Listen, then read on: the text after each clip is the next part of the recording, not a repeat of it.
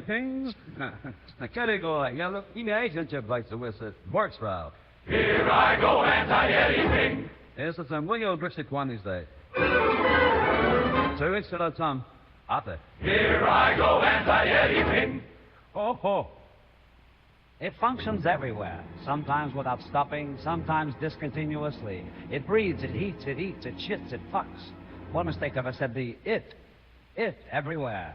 It is machines, not at all metaphorically. Machines of machines with their couplings, their connections. An organ machine is connected with a source machine. One emits a flux which the other cuts. The breast is a machine that produces milk, and the mouth a machine coupled to that one. The mouth of the anorexic hesitates between an eating machine, an anal machine, a talking machine, a breathing machine, deeper machine, asthma, attack. This is why we are all tinkerers, each with their own little machines. An organ machine for an energy machine. There are always flux and cuts. Judge Schreber 5 has divine rays in his ass. Solar anus. And rest assured it works. Judge Schreber feels something, produced of something, and theorized about it. Something is being deduced effects of machines, not metaphors.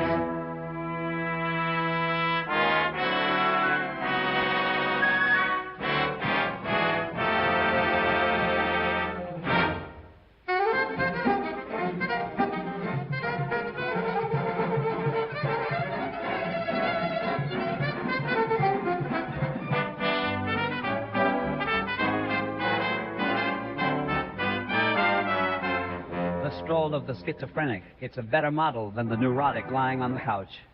A bit of fresh air relationship with the outside. Take the stroll of Lenz into the outdoors.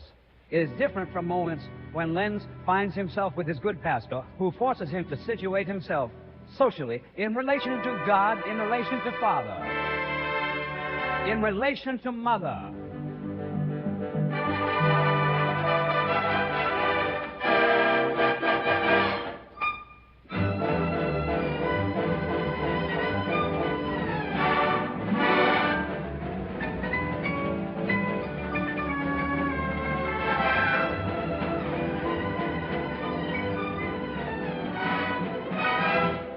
On the contrary, he is in the mountains under the snow with other gods, or without God at all, without family, without father or mother, with nature.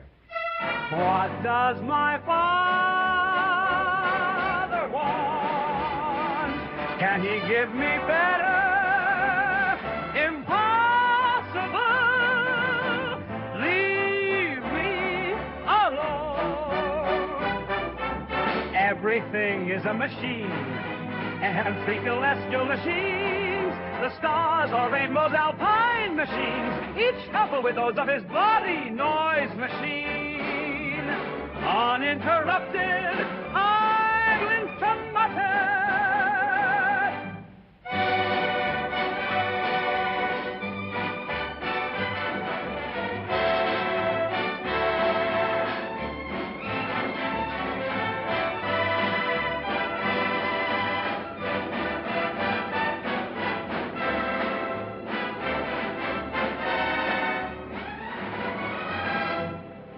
It must feeling of endless bliss to be in contact with the profound, life profound to every form. To have a soul for the rocks. Hello, everyone. I hope all of you are well, and welcome to a, non-themed Christmas edition, holiday edition of Anti-Oedipus. It's going to be our second to last reading of the year. Our last reading of the year is next week, after which we'll be doing a series of roundtables and dumb shit and all kinds of fun stuff as the year ends, as we like to do. But thanks for joining us at the Deleuze and Guattari Quarantine Collective's ongoing reading of Anti-Oedipus. We are making our way through chapter 4, like the final section, the final pages of the book. When I say final pages of the book, I mean we are... Let's see, one sec. I had some highlights in there. We are literally 5 or 6 pages from the end, which is like, I kind of want to get through it this year so we can start next year clean. So we may go long today, we may go long next week. And that would be the goal, is for us to try to finish it off. And it is appreciated for those of you who do join us. I know it's a holiday. A lot of people are enjoying their time off. A lot of people don't really want to spend time talking about such things. Other people are distracted. If you didn't know, today the Justice Department put out a whole bunch of Epstein files that they redacted poorly, and Trump has 600 mentions in them, just the ones released today. And if you didn't see, he's accused of straight up being a rapist and implicit in the death of one of the girls who claimed he raped her. And then a limo driver who heard him talking to Jeffrey Epstein and wanted to beat the shit out of him. And then I think for me, the most damning is a handwritten postcard from Jeffrey Epstein that says that Donald Trump loves young women just like you and me, Lex. Like, so, you know, some people are distracted. Not us, though. We're going to continue down the road of why the fuck these people get power and how people enjoy that. Because if you watch the next week or two, the redactions, Rysenov, if you didn't know, the redactions literally were just black coloring. So you could just select the text underneath. So they aren't really redacted. So that's fun. In the next couple of weeks, we're going to be witnessing a lot of people begging for their repression, and why they're doing this, and how we come to do this is not just as simple as saying, oh, they just don't care, oh, this or that. This ain't that. This is not how any of these functions. This is about how desire is conditioned and built in social orders and production systems, and how we come to find ourselves out the other side of things. And that is where we're at, and that is what we are up to today. That is what we are up to today. Thank you. Excellent segue. I try. We have made our way to, actually, we may be further along than I had it. Yeah. Because we made our way through the Leninist break, so we did make ourselves, oh my God, we are actually really close to the end of this fucking book.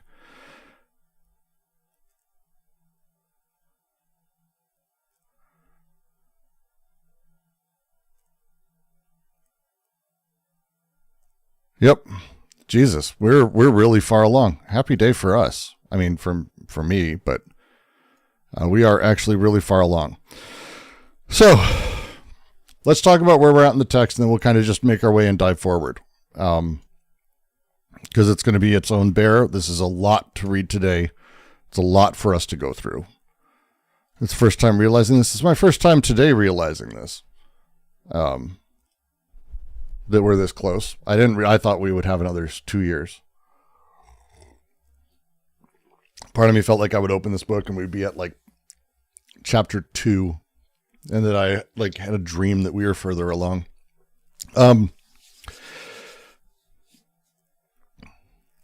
Let's see. They've been digging through, again, finally getting to the end point of the book as they're about to, embark on building 1,000 Plateaus. They've been working through what is the thrust of the question for Anti-Oedipus. Why do men desire their own repression? Which comes from Reich, who witnessed in the Nazis in Germany do everything they did and did not find the explanation that, it's just they were dumb or they were tricked or whatever. He found that incredibly unsatisfying, which you should, to be frank. Instead, he was curious how society bends to do these horrifying things. Their answer they've been giving in the last 5 or 6 paragraphs. It's worth, if you haven't been catching up, it might be worth going back and listening to us, battle through the last 3 or 4 paragraphs, as they focus on very specifically the way that revolution, which we often consider to be an explicitly leftist, grand change thing, maybe this is part of the challenge. Instead, maybe we should consider that there is revolutionary and reactionary energy in a lot of things that people do. So if we take a look at, for example, the Bolshevik Revolution. Bolshevik Revolution was one of, explicitly anti-production, anti-monarchic production, where the poor stood up and did their thing. And they went right at it. They didn't go through the systems of, oh, we've got to go through capitalism first. They skipped ahead. But the challenge becomes the goal that they had was to install their own system. But they didn't really have a new thing. They didn't really have instead they kind of built back into the reactive systems. And this is what we consistently see with a lot of reactionary, revolutionary fervor.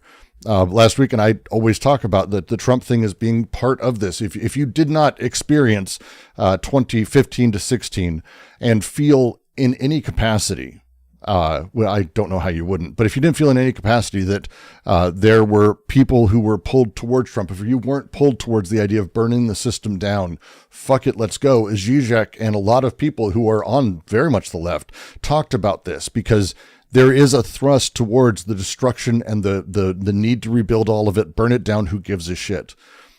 How that turned into what it turned into is not because Trump is a brilliant strategist.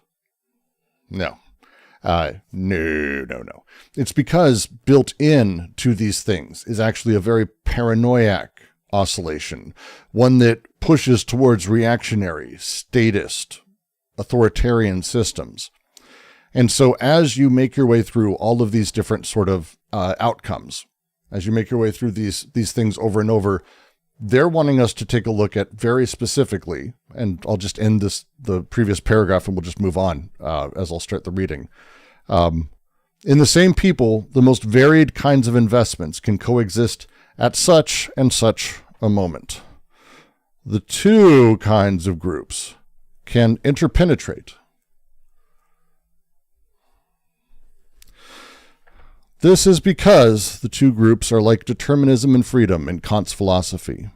They indeed have the same object, and social production is never anything other than desiring production and vice versa, but they don't share the same law or the same regime. The subjugated and subject groups, as they deal with each other, as these things come about in these moments, the coexistence of subjugation and subject groups happens because, well, they have the same object and in the same person. They have the same drives and same attractions. They don't share the same laws, the same regime. One is born of reactionary, large-scale, representational, symbolic structures. The other is born emergently from desire upwards. Is everyone following so far? Because we're about to dive into the rest, and I'm hoping we're good. We good. All right. The actualization of a revolutionary potentiality. I'll preview this paragraph a little bit. They're trying to get at also how to have revolutions happen. The event of revolution, whatever it may be, the overturning of X, Y, or Z.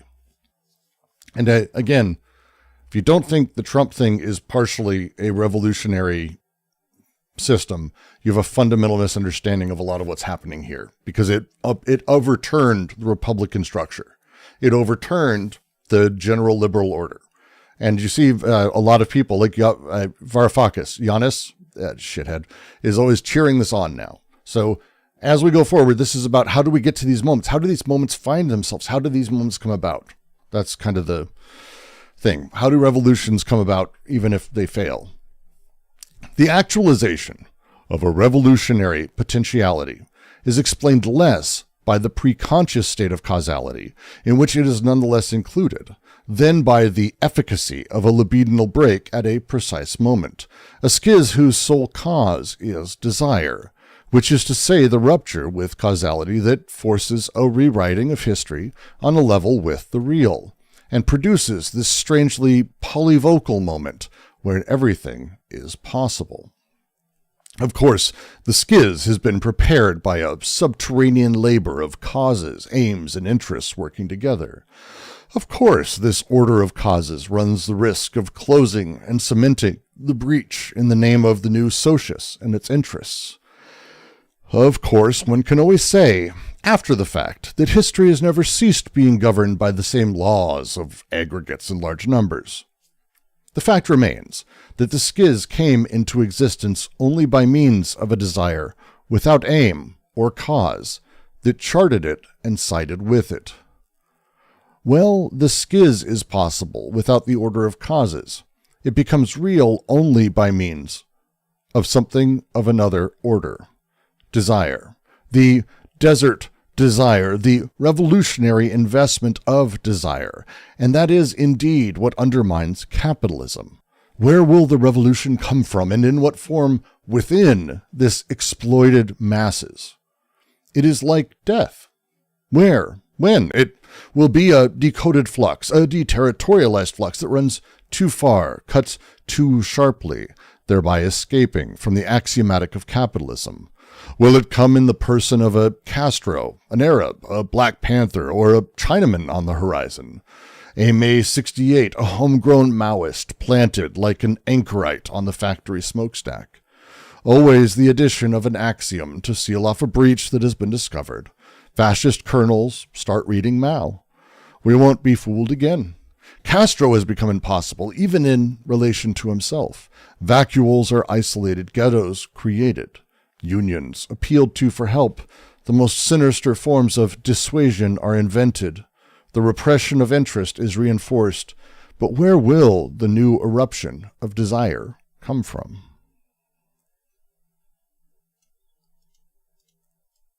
I like this a lot. I think it's pretty great. Let's head back up to the top. I think maybe the best bet would just be to burn through bit by bit. If anyone has an objection to that as we go, let me know. We're going to take on the beginning here, I think, first. There's a lot said just in this early part. Let's start. The actualization of a revolutionary potentiality is explained less by the pre-conscious state of causality, in which it is nonetheless included, than by the efficacy of a libidinal break at precise moment, a schiz whose sole cause is desire, which is to say the rupture with causality that forces a rewriting of history on a level with the real, produces this strangely polyvocal moment when everything is possible.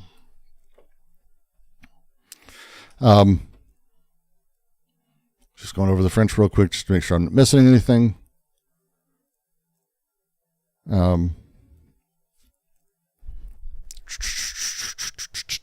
Yeah, that's good. All right.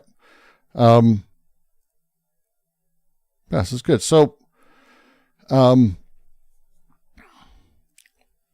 going back to core, basically the central thesis of the book here. That's why I kind of made that comment when we were going into this. Revolutionary change cannot be explained simply through preconscious investments of class interest, saying that, oh, naturally the proletariat wants revolution, or the proletariat's getting their revolution, or whatever it is. The class interest shit can't do it itself. You have to include libidinal investments of desire, because these things are what give you the break with causal explanations. And that break with causal explanations is the drive of revolution as they're talking about it here. The schiz, which, again, schiz means a splitting, a breaking, a separation, not a cutting, sort of, but it's a break. The schiz is a break in desiring production that interrupts this determinist causality that continues the same thing, that the marble that's rolling downhill that is the system as it continues and continues has a break. Why? Well, there's no why. It's the schiz doing this. This is the separation. And again, this is happening not at the superconscious level. This is not an awareness that like, oh, if only we can see the schiz. No. They're even in this, they separate out particularly the language that they're using sort of at the two registers of all of this. There's the preconscious, and the preconscious is where revolutionary potentiality exists as this objective element, right?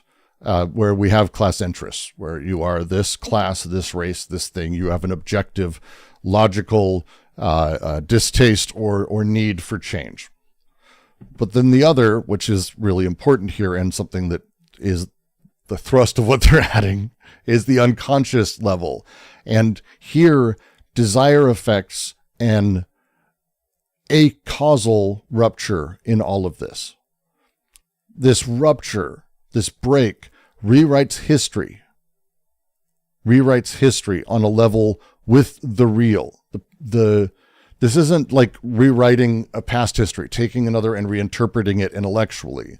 I know, let's figure out how we can spin a thing. This is not that. This is the fundamental on the level of the real, and produces this strangely polyvocal moment when everything is possible. This is where multiple becomings simultaneously become possible, potential, because this axiomatic that is being formed hasn't yet reterritorialized the break. It hasn't yet made its way to the thing. This is the difference, the way that, as I read this, I read him pulling Bergson straight through this. Bergson talked about the difference between the possible and potential or virtual. The possible is, that could have happened. If we look back, it could have gone in all these ways. It's this retrospective illusion. It didn't go that way, but we can, I think, I get it. But the virtual or the potential is an ontological thing that is real. It's real. The virtual is real. And so they're really driving in a very particular direction when we talk about sort of the way that subjective revolutionary desire has a gap between it and these objective revolutionary conditions. The reason that we end up in a place of an actualized revolutionary potentiality is because of this break with causality, because suddenly that is the way this is sort of blowing out. Yeah, I think that's the way to phrase it.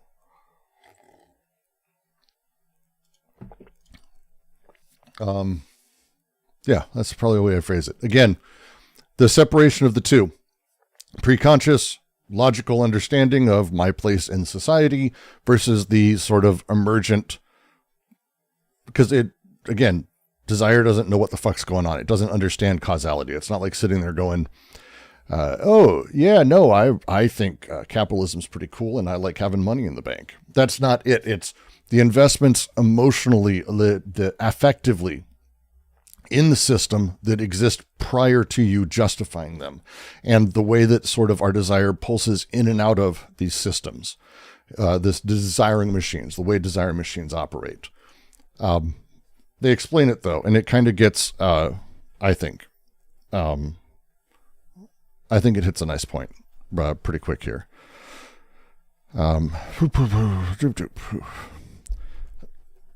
Because we're going to keep moving, then we'll do questions before we get through about halfway, because I think there's stuff I want to talk about before we open up to questions.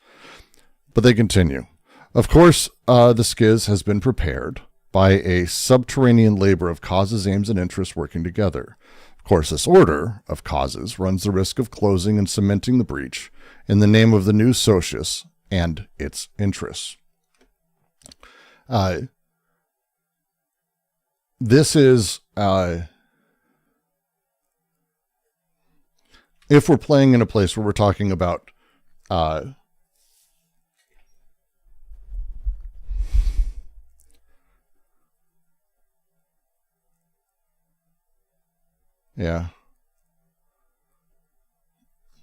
the schiz, this break, isn't also itself sort of random. It is, and it's not causal, but it is prepared. Think of how to put it. The impulses and oscillations of desire are in this. The schiz is prepared by this subterranean labor of the unconscious labor of causes, aims, and interests working together. That all of these things, desire is not free of the social. It's investing directly in it, and it's prepared by those elements, and it's got them in it. The shit that it's working with is there, right? On the preconscious level, we have like causes, we have interests, we have class consciousness, we have class awareness. Does B know the words are busted? What's wrong with the words? Oh, you mean my stupid... God damn it. This fucking stupid thing. Turning it off again. Sorry, 2 seconds. My goddamn... There. Let's go.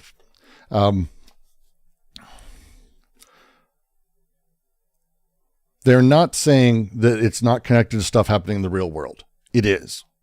They like the things we see, the causes that people have, the aims people have, the class position and interest people have. These things are in it. Like it's not unaware and like uninvolved. It's unaware of goals. It's not unaware of investments. It's still invested. These things are there. And those things are preparing the ground for the rupture, right? But it's not like a pure, simple rupture. This is, again, not an idealist version of materialism. They immediately warn in this. It's up front. The same causal order that we've talked about as like the causal order that stops the revolution from happening is also there threatening to recapture the break immediately. This new socius, the cementing the breach in the name of a new socius, this new socius, a social formation, whatever kind of comes next, is bringing its own interests.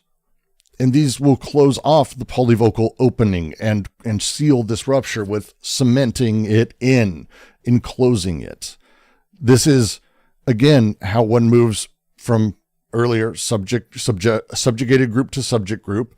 Well, now subject group to subjugated group.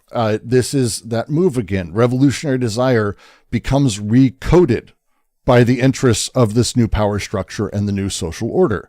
And the closure of this and the harshness of it and the directness, cementing the breach, is not a minor thing. This is moving from fluid to particular, to cement, to concretized. Abstract to the concrete marks shit. This is that thing. And, again, the process of all of these, they want to continue to be pushing towards. So they say, of course, one can say after the fact that history has never ceased being governed by the same laws of aggregates and large numbers.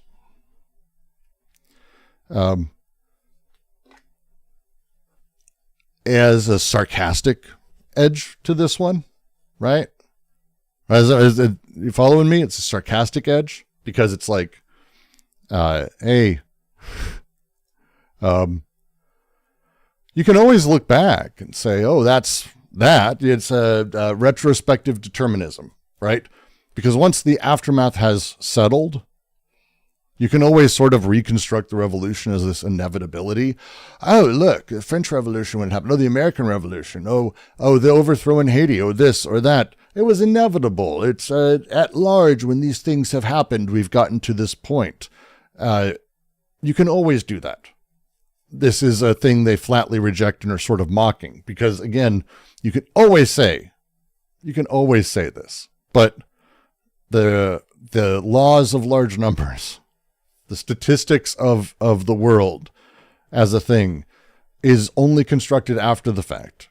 And that's not interesting. Do you want to look at why a thing happened after the fact, or do you want to be able to understand why a thing happened as it's happening or before, so we can encourage or build towards or help push that thing forward? That's kind of their point. You can always look back and say what statistically the lottery numbers meant. Doesn't mean you can predict the next ones at all. Yes, Captain Hindsight. One of the underrated South Park characters, mostly because it's not a fart joke.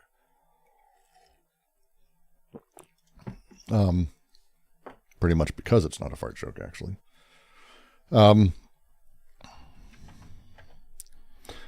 fact remains, the schiz came into existence only by means of a desire without aim or cause that charted it and sided with it. The ontological prioritization of desire is what they're talking about here. Desire has neither aim nor cause. It is production.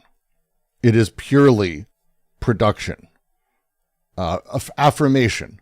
There is no determining second thing. There is no negation that something is not, that it's pushing for. It is being produced. The schiz came into existence only by means of a desire without aim or cause that charted it and sided with it. Desire is partisan. Partial objects have two meanings when they say it, and they explicitly talk about this multiple times. It's the part of something. Yes, that's like the dumb version.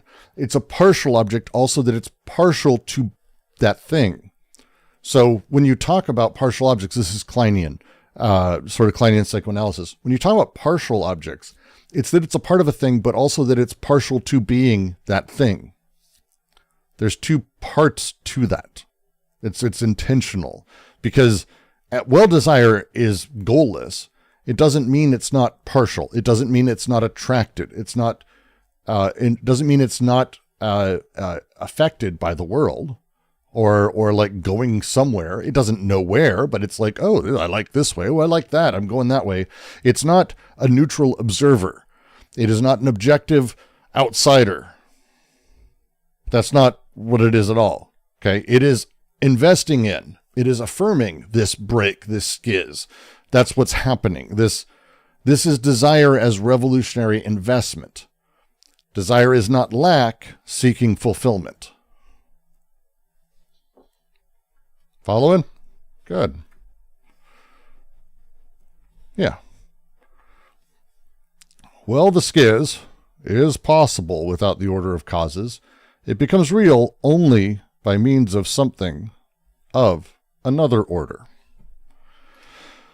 Here we go. This is going to be a long one. This is going to be a lot. No, come on. One sec, sorry. Come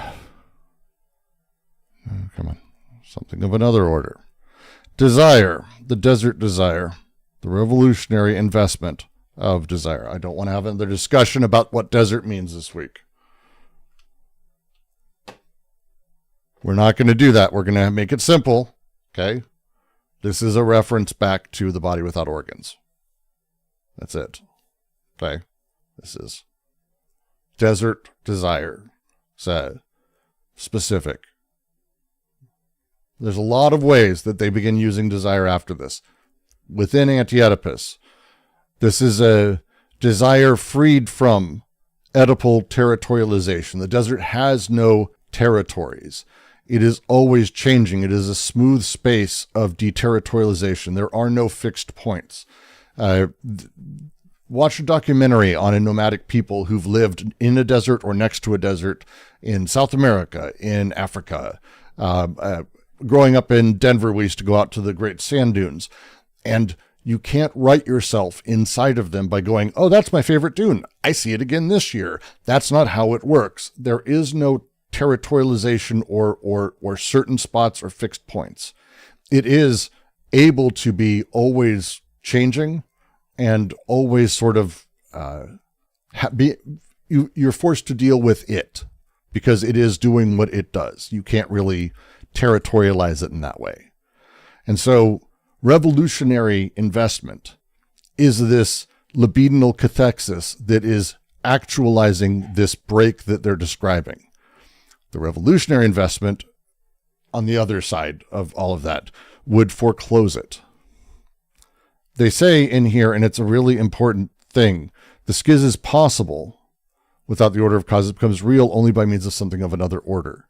The possibility alone can't produce reality.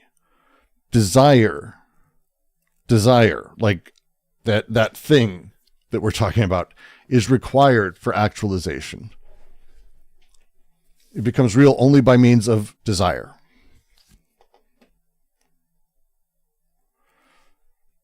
And they go on, basically continue, and that is indeed what undermines capitalism.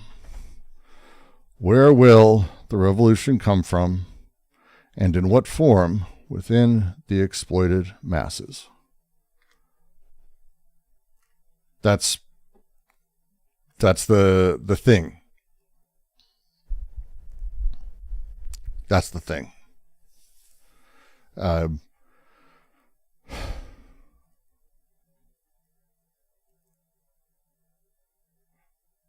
Yeah. That is indeed what undermines capitalism. Capitalism is haunted continually. It's something that you can see the capitalist responding to constantly, literally ever since it's been around. This is not a unique time. Oh no, the capitalists are all building bunkers. They've always been building bunkers. That's not interesting or new in any capacity. They've always been in this place. This is the thing that haunts it. The way capitalism functions, its own logic of deterritorialization, creates the conditions for the revolution that it may not be able to contain because it can't predict when these breaks will happen. Every major shift, any change, any revolutionary break, and there are many of them. This is not just, it's a revolutionary breaks only when we overthrow a government. No, it's not. It's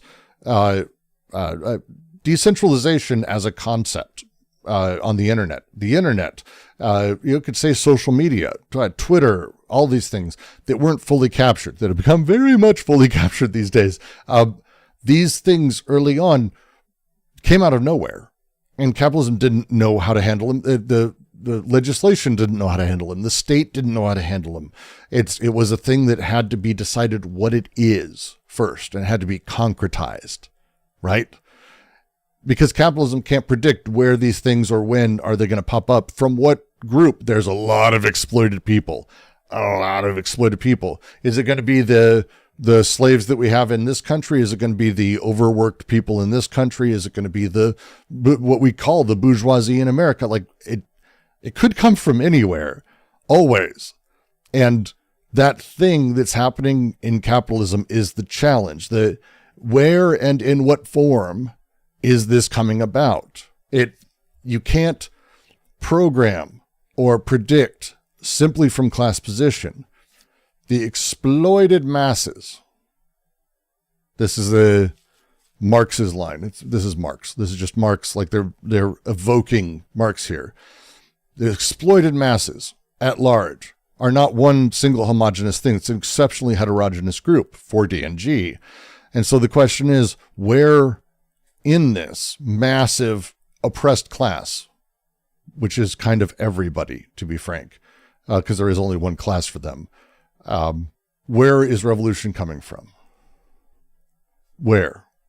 Because that's the thing. Lenin had his opinions. This is directly dealing with Lenin. Like there's almost a quote I feel like I remember. I've read Lenin 2017 from Zizek too many times, maybe. It's worth reading. I think I mentioned this last week too. This is Frantz Fanon, who you should absolutely read, The Wretched of the Earth, because for him, and he wrote about this, the unexpected revolutionary, right? That it's normally what people had called like the Lumpenproll, like the unenlightened worker, the hoi polloi, whatever, specifically was the revolutionary subjects for Fanon. And he talked about this, that you don't really know where it's coming from. That's the challenge. And as they go on to say, it's the next sentence. It is like death. Where and when?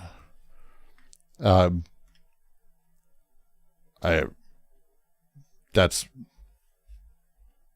just a simple line. I hope you understand what it's saying. I hope you get that one. But it's a singular event that you cannot determine in any capacity. No one, Deleuze writes about this in Logic of Sense, I think eloquently, even from the first person perspective. No one ever experiences death. People are only ever dying. Death isn't really a thing. You're dead or you're alive. Death is the moment of change, but there is no such thing as that moment of change. You're always either alive or dead, and that moment shows up and is gone. The brevity and starkness of death is extraordinary. Right, Ryzen, it's I think that's an old Raymond Smullyan line. I don't worry about death. It won't happen in my lifetime. But death is an abrupt rupture. It's an abrupt break. And that's the point, is we don't know when it's coming. We don't know how it's coming. We don't know where it's coming. But we do, and they start pretty quick here. It will be a decoded flux, a deterritorialized flux that runs too far, cuts too sharply, thereby escaping from the axiomatic of capitalism. The next paragraph is, we're going to start getting into some of their examples. And yeah, it's a whole thing.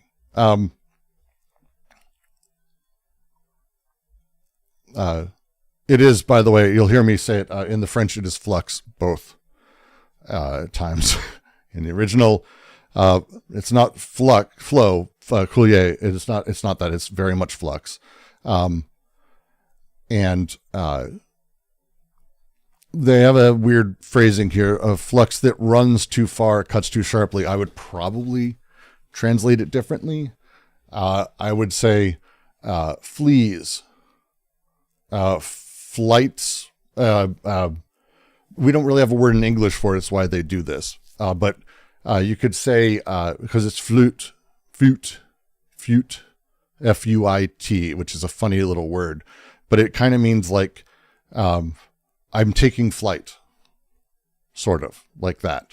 So they're kind of referring it that way as a thing. So it's like it goes too far. It's just boop, out the side, boop, out the side it goes, a little bit too far. It's like a flute. It is like the air from a flute. Not a joke. But that's the thing. This is the mechanism of, it's to flee. Yeah, to flee. It flees too far. Flees is a great one. Flees too far. Escapes. Jumps outside. It leaks too far. Whatever it may be. It's outside of the thing and runs. That's kind of what they're driving at. It will be a flux that goes too far. It cuts too sharply. This is, again, capitalism lives on decoded flux and deterritorialized flux. That's what makes capitalism function in terms of meaning, production, how it moves forward, how profits move, everything. It's everything. And the challenge is, and it's kind of like the terror of the moment, is it's got to be doing this. But if it does it a bit too much, that's the end. That's revolution comes from it. So it's always edging, I guess. That's Anti-Oedipus, quoted by the DGQC, is capitalism is about edging desire. That is actually that's actually pretty accurate. That's actually fucked up accurate. That's pretty accurate.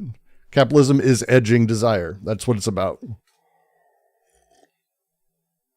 Yeah, this entire chapter is about the terms edge and gooning. Yep. I mean, actually, as I've said that, I thought it was just going to be a joke at first. That is what's happening. It's constantly needing to get right up to that line because it needs these breaks. It needs the changes that come with the decoding and deterritorialization. But if you go too far, it's an explosion. It's an afflux. It is yeah. LJ's like, I don't know any of these terms and I hate listening to you, Brooks. I don't blame you. I don't blame you at all. This is why we love Deleuze and Guattari. It's not wild. It's not wildly far. But so the point again is that capitalism as an axiomatic that is able to capture these breaks, and it loves it. Revolution comes when it can't, right?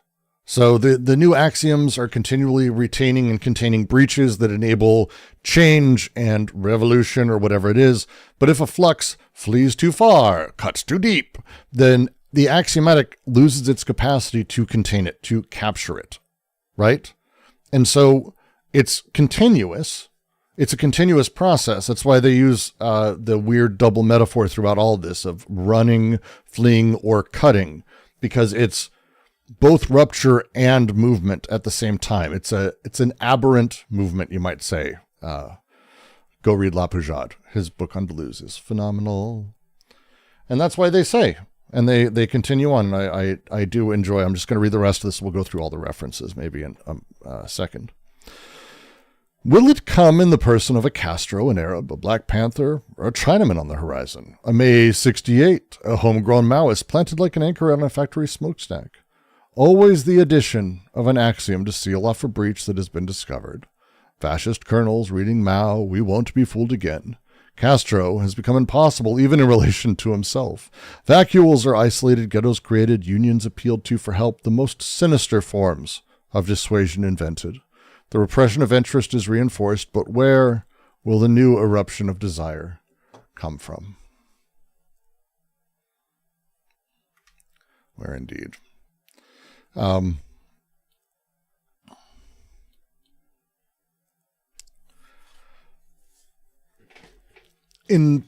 As they're writing the book, so there's a little bit of a history lesson that comes with this that's needed. Wait, where did I find the word?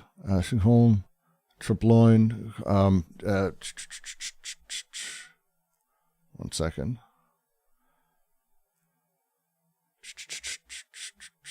Wait, which word?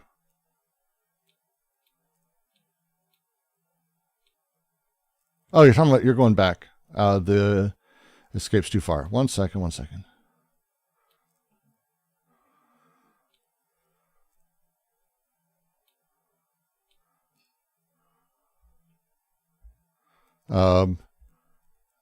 As I've runs too far, I see it as fuit trop loin. Fuit trop loin. Runs too far, cuts too sharply. Fuit trop loin, coup trop fort.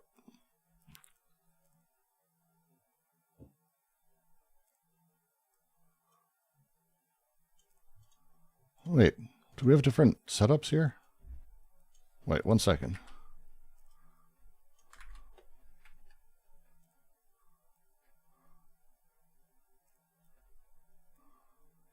Two seconds. Let me pull up. Please. I hear someone wanting to talk. Yeah. In my book, it definitely says, he could trop long. 2 seconds.1 sec. This is what I have in my notes. Let me pull up the French. 1 second. Oh my God. Having a long day.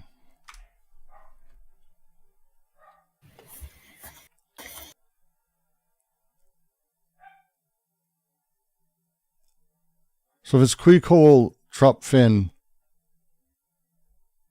why do I have it written? Why did I write it as Fuit Trop Loin? 1 second, sorry. Why did I write it like that? It says qui coule trop loin, qui coupe trop fin, échappe. Échappe could be escape, but that could be confused for, or it has been translated as fuite some other places, I think. Maybe that's where the confusion is.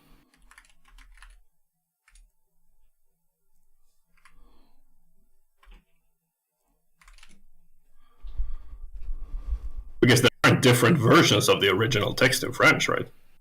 No, I don't think so.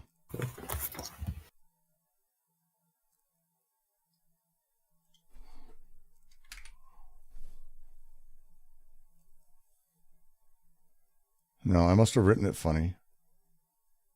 Why did I write it like that? No, it's not in mine either. It's just in my notes that way. I don't know why I wrote that. Why did I write that? See, now I figured out why I wrote it that way.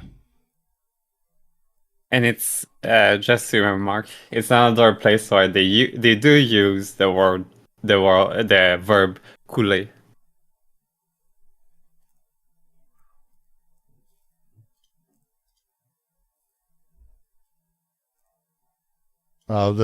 They do, but it's in the second part. It's not the first part. So again, the way that the translation has it is, let me go back to this. It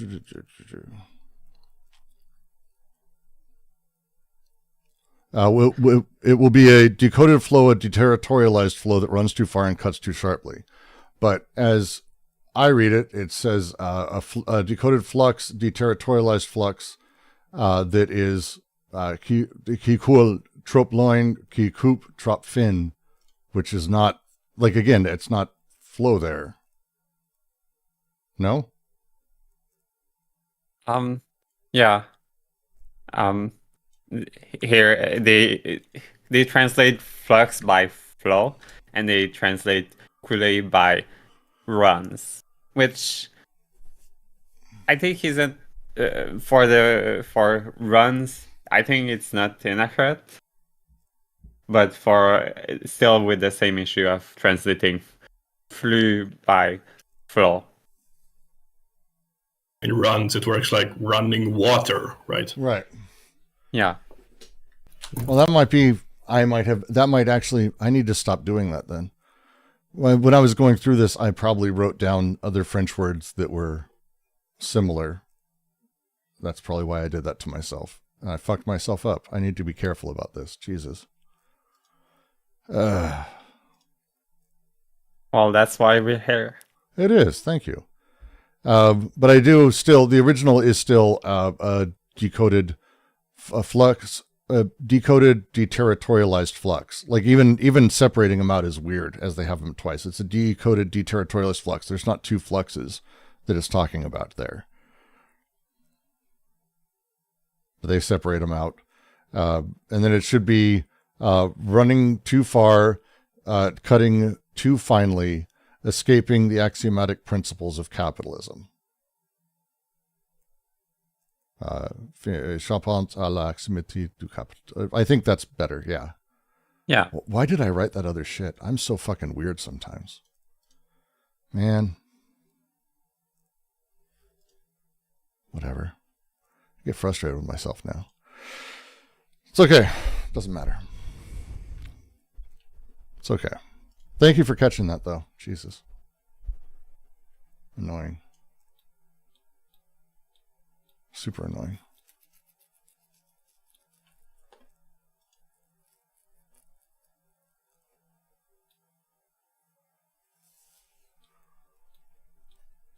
So then I'll ask, just because you're here, would fleet be a synonym of sorts for the meaning that they're going for there? Or did I have that wrong?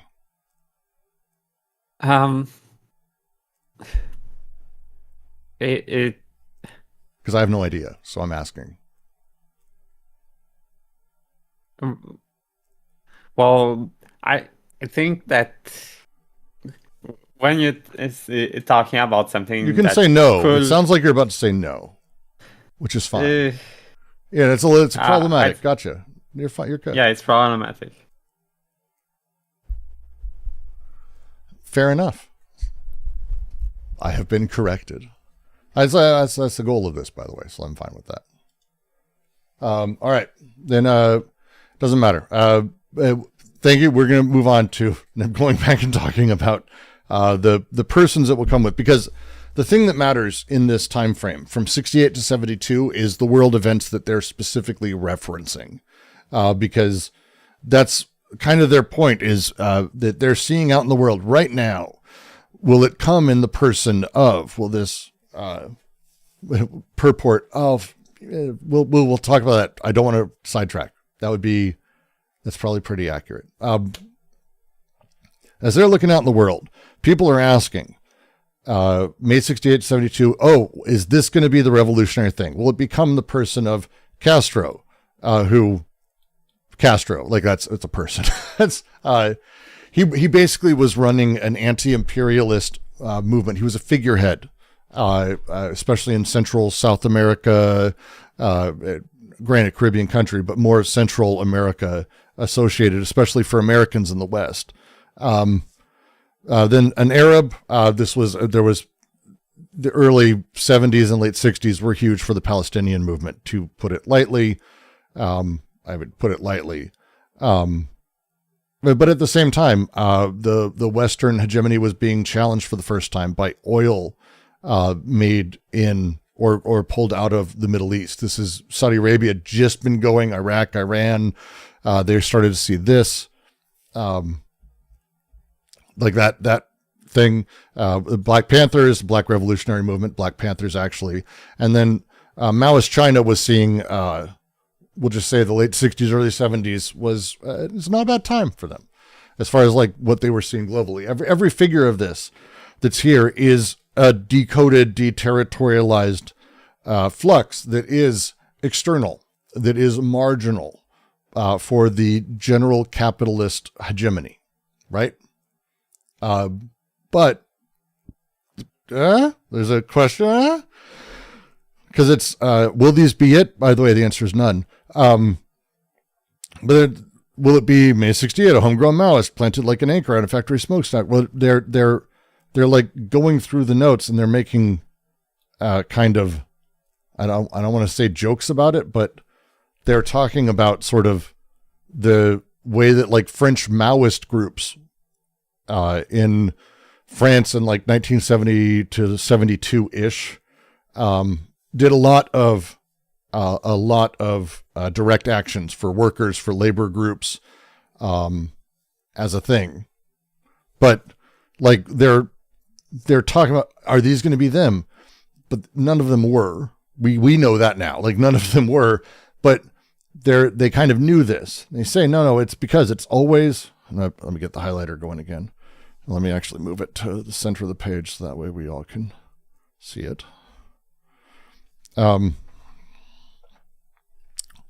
Always the addition of an axiom to seal off a breach that has been discovered. Fascist colonels start reading Mao, won't be fooled again, Castro is possible, all of these things that they're talking through. This is going to be where we kind of, in this paragraph and when we take questions and talk about these things. But like the drive here is to go through the way that capitalism found ways to contain breaks. Axiomatic additions, the way that new axioms are introduced, new rules, new things that happen, new ways of capitalism to function in order to contain these things, in order to stop the rupture from becoming the final rupture. And he goes through just a whole ton of them.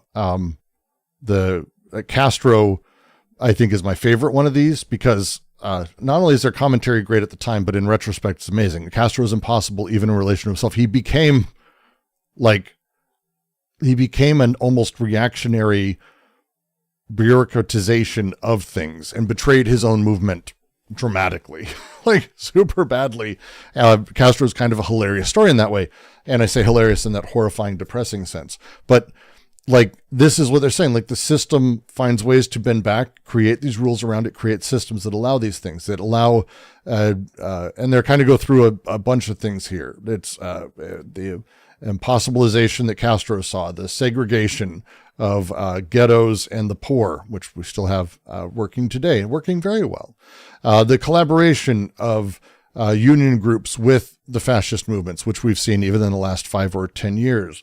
The overall deterrence of dissuasion through violence or worry, nervousness, all of these things.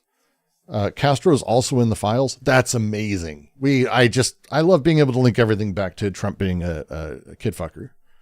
Oh, look at that. There's Epstein, Ghislaine, and Castro. Jesus Christ. I think my favorite is Noam Chomsky having a lot of laughs with Steve Bannon.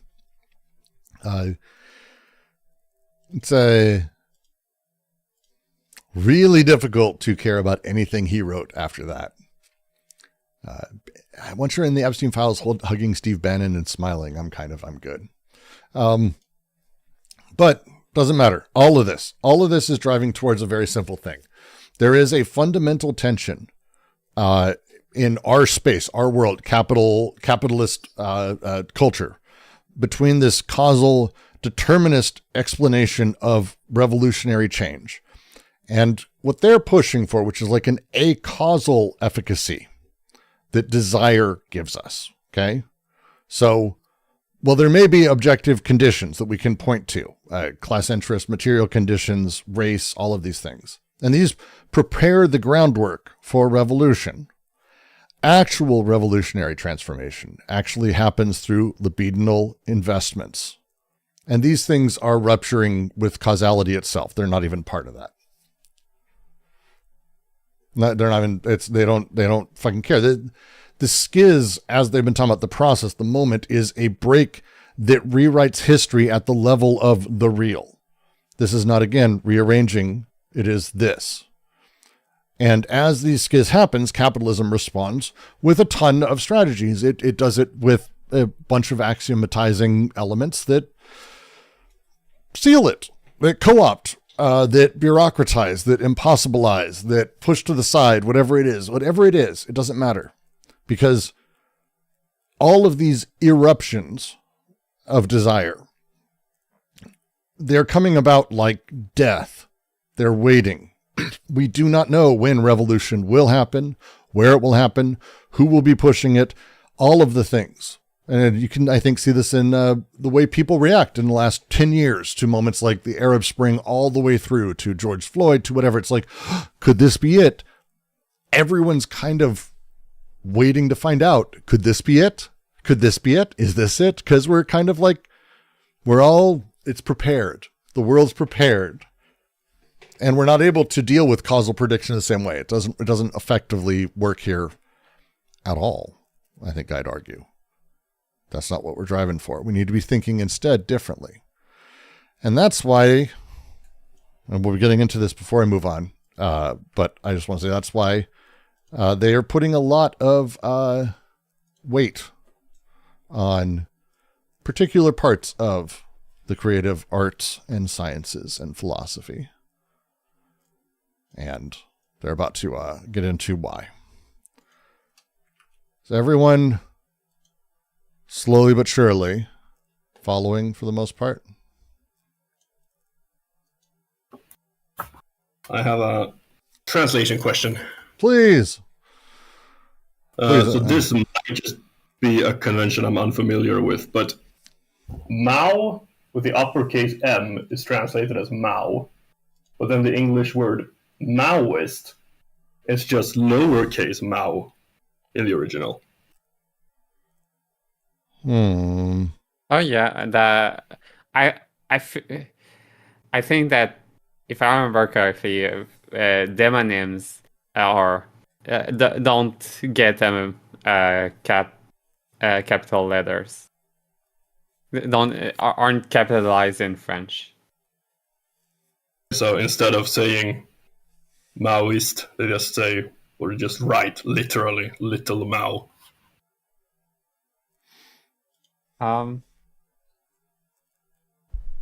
Wait. Let me check back.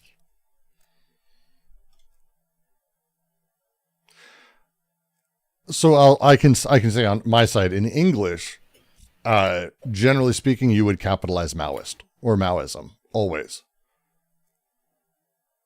Yeah, but this doesn't say Maoist; it just says Mao, the small M. Oh, okay. I see what you're saying. Yeah, I generalize Mao like. I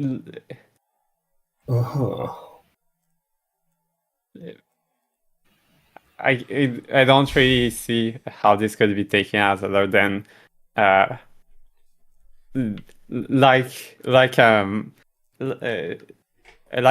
Mao, but for other things. Okay, but so this doesn't look strange to you. This is just a convention that I haven't seen before. It looks a little bit strange, but I see where they're going with it. Yeah, because I can make sense of it in that context. So I was just curious. Just wanted that clarified. I think. Oh, so Unmei 68, Unmao. Well, I mean, one's a proper noun, the other's not. I mean, even in French, I think that's like it's weird that they wouldn't capitalize it, but that is weird. That's actually weird that they wouldn't capitalize it. I can't think of that one.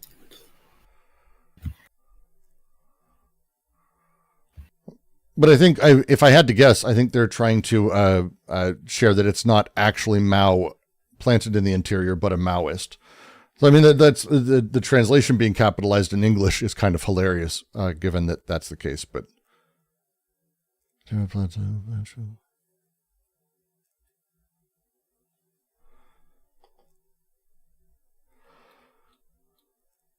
Yeah, interesting.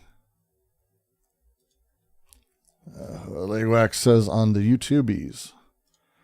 They're 20 minutes behind, so it's a little bit, but we just finished. So it's perfect. It is like death. Wouldn't it be closer to it is like an accident? A revolutionary event does not lead to secession. We have to deal with consequences. That's not really the drive of what they're pushing for with the way that they're stating it here, though. It is like death. They mean in the sense of that it is showing up out of nowhere, that it has a million causes. Like death never happens in a way that is like magic. It doesn't just bloop. It has a million causes, but it never has a moment where you're like, oh, look, death is coming now at this moment, because it's too much. There's too many things. Death doesn't have a moment that it happens. You're either alive or dead. And that's what they're talking about, that like death, these things are around the corner. They're waiting around a corner. They'll be there.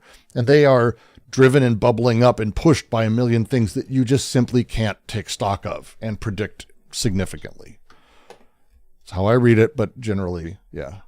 An anchorite is a hermit who lives in a room attached to a monastery. And so that's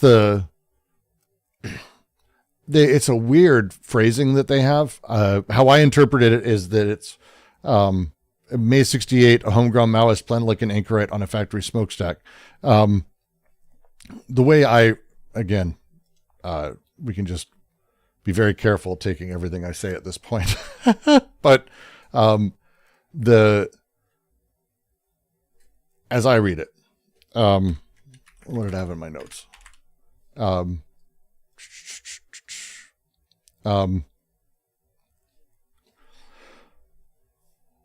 The Maoists, there were French Maoists who literally spent time in factories and got them to, they did actions, some we'll say questionably violent.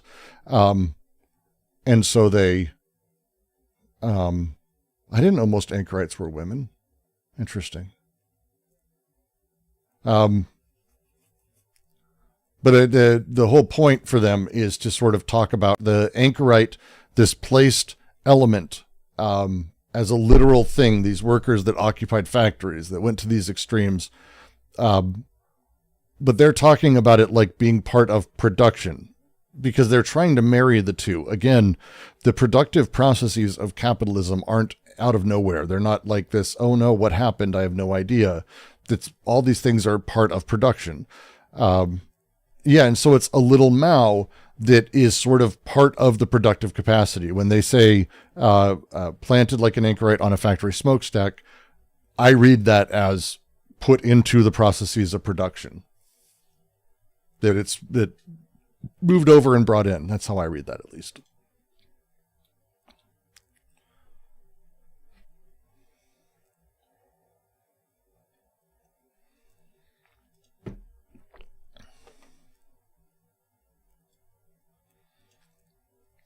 Homegrown Maoist. It's interesting.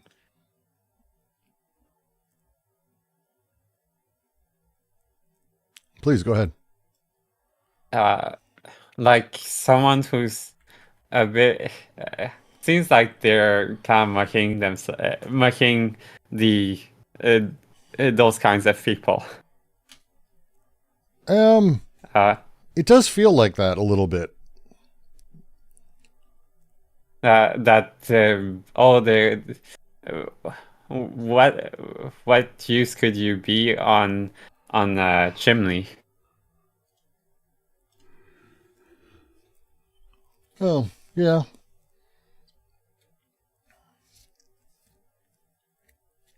A homegrown Maoist planted like a religious recluse on a factory smokestack. It's such an odd fucking reference. It's a funny picture, I think.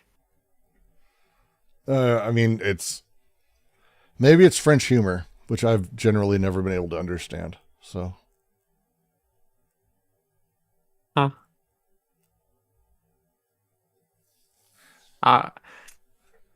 It could be intellectuals in there, like, and they're making a joke about the ivory tower.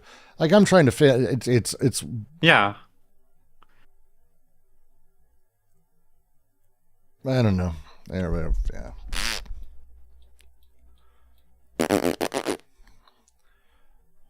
It's okay. There's a reason they didn't become stand-up comedians and stuck with their day jobs.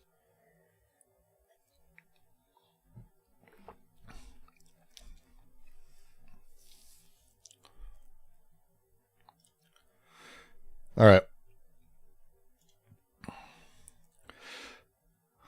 We'll continue. Those who have read us this far will perhaps find many reasons for reproaching us, for believing too much in the pure potentialities of art and even science, for denying or minimizing the role of classes and class struggle, for militating in favor of an irrationalism of desire, for identifying the revolutionary with the schizo, for falling into all too familiar traps. This would be a bad reading. We don't know which is better, a bad reading or no reading at all. Amen. And in all probability, there are far more serious reproaches to be made, which we haven't even thought of. As for those we have named, we hold in the first place that art and science have a revolutionary potential and nothing more. That this potential appears all the more as one is less and less concerned with what art and science mean from the standpoint of a signifier or signifieds that are necessarily reserved for specialists. But that art and science cause increasingly decoded and deterritorialized flux to circulate in the socius, flux that are perceptible to everyone, which force the social axiomatic to grow ever more complicated, to become more saturated, to the point where the scientist and the artist may be determined to rejoin an objective revolutionary situation in reaction against authoritarian designs of a state that is incompetent and above all castrating by nature. For the state imposes a specifically artistic Oedipus, a scientifically scientific Oedipus. We'll get to the secondly after this. The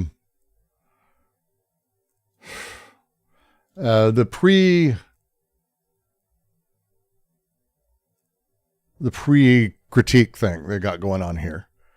Let's move on. Here's all the things people will shit on us for. They'll approach us for this, claim this, blah, blah, blah. I'm not going to go through all of them. But they're saying, like, people will have all this. None of this is what we're saying.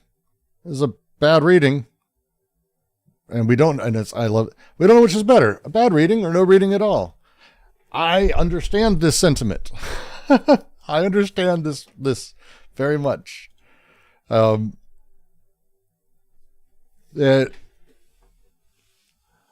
might be better that these people didn't read, maybe. These guys aren't simply dismissing. That would be fun if they were, but they're actually like playing with a overall issue that by imposing familiar categories, right? Class, the ability to be rational or not, this political strategy or another, whatever, onto concepts designed to escape those categories fundamentally in this book, that's insane. But non-reading wouldn't do that, but also means not being relevant. So they get to, it's a real snarky, shitty thing to do. This is it feels to me like I feel back, Ecce Homo, Nietzsche, why I write such good books. It feels like the same kind of things. And they are, like, it's weird. They have a footnote that says, and plastic pills, fuck you, you piece of shit. Stop telling everyone that they're schizophrenic and that they should kill rich people. Weird footnote. It's in French. Most people don't notice it. That's fine. But they do say, in all probability, there are far more serious reproaches to be made, which we haven't even thought of. That others were shit. There are blind spots, and there are that they go on to correct a good amount of things as they go. But it's a hell of a book.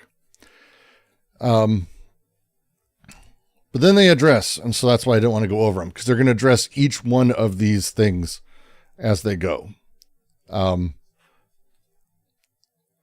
Okay. Yeah, we'll do it piece by piece. We hold in the first place that art and science have a revolutionary potential and nothing more, and that this potential appears all the more as one is less and less concerned with what art and science mean, which I really like the phrasing, from the standpoint of a signifier or signifieds that are necessarily reserved for specialists. I've had this argument a lot lately with people where they see a painting and they go, of course paintings are symbolic. Paintings are not symbolic. It is not about the signifier or signifieds that you must be an expert to understand. Art is able to reach everybody. That's what makes it art. It's beautiful that way. Science as well too, by the way. Science isn't an ivory tower thing either. But they're put there because the structures that we build them put them there. It's sort of the setup they're talking about. But art and science have revolutionary potential and nothing more. It's not a guaranteed effect or a guaranteed revolutionary concretization, but they have this absolutely. And when one abandons hermeneutics, when art and science are not treated as these meaningful things that have, you must have a ton of book knowledge, signified bullshit, but instead themselves as productive forces, that's good shit. That's good shit. That's good shit. And then they say, but, wrong one. Boop, boop. But that art and science cause increasingly decoded and deterritorialized flux to circulate in a socius flux, perceptible to everyone, which force the social axiomatic to grow ever more complicated, more saturated, to the point the scientist and the artist may be determined to rejoin an objective revolutionary situation in reaction against authoritarian designs of a state that is incompetent and above all castrating by nature.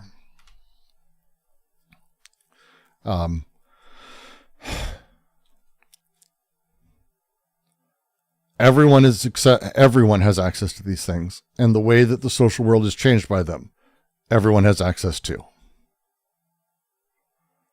This is not, it's in a lab. This is not do the research yourself. The earth is flat.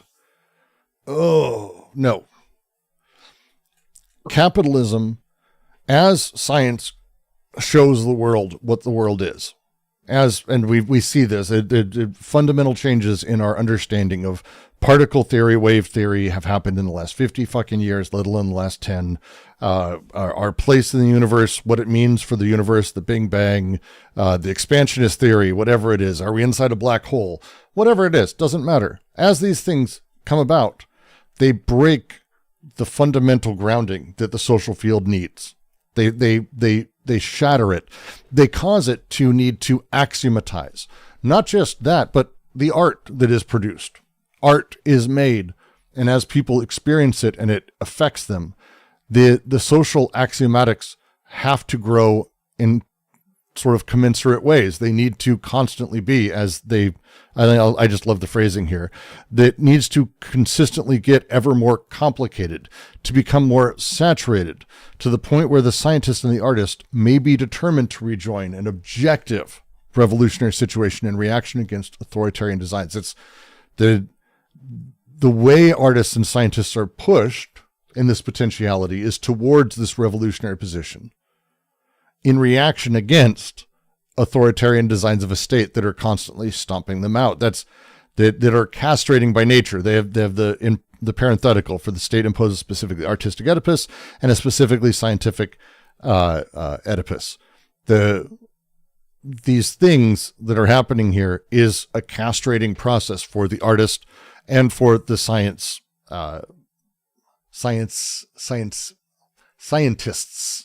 Why was my brain having trouble with that one? Because the state doesn't just have like artists around and repress them. That's not the simplified version of that, right? The artistic production with the state apparatus handles the artist as this great man, the genius, the father, the maker, who makes children that are his creation. And that structure, come on. the auteur theory idea. Like, this is the artist bullshit thing. The scientific Oedipus doesn't do drastically different. It creates the father scientist with laws of patriarchal authority. Obey the scientists, do what they do in particular ways. That also doesn't really work super well. It puts peer review in this position of being like a rivalry system rather than a coextensive growth mechanism or a critique system. It's rivalry for position and station. All of this is because the state imposes basically hierarchies, representational elements, and productive flux blockers everywhere. The Oedipalization the state puts in place contains and castrates artists and scientists throughout.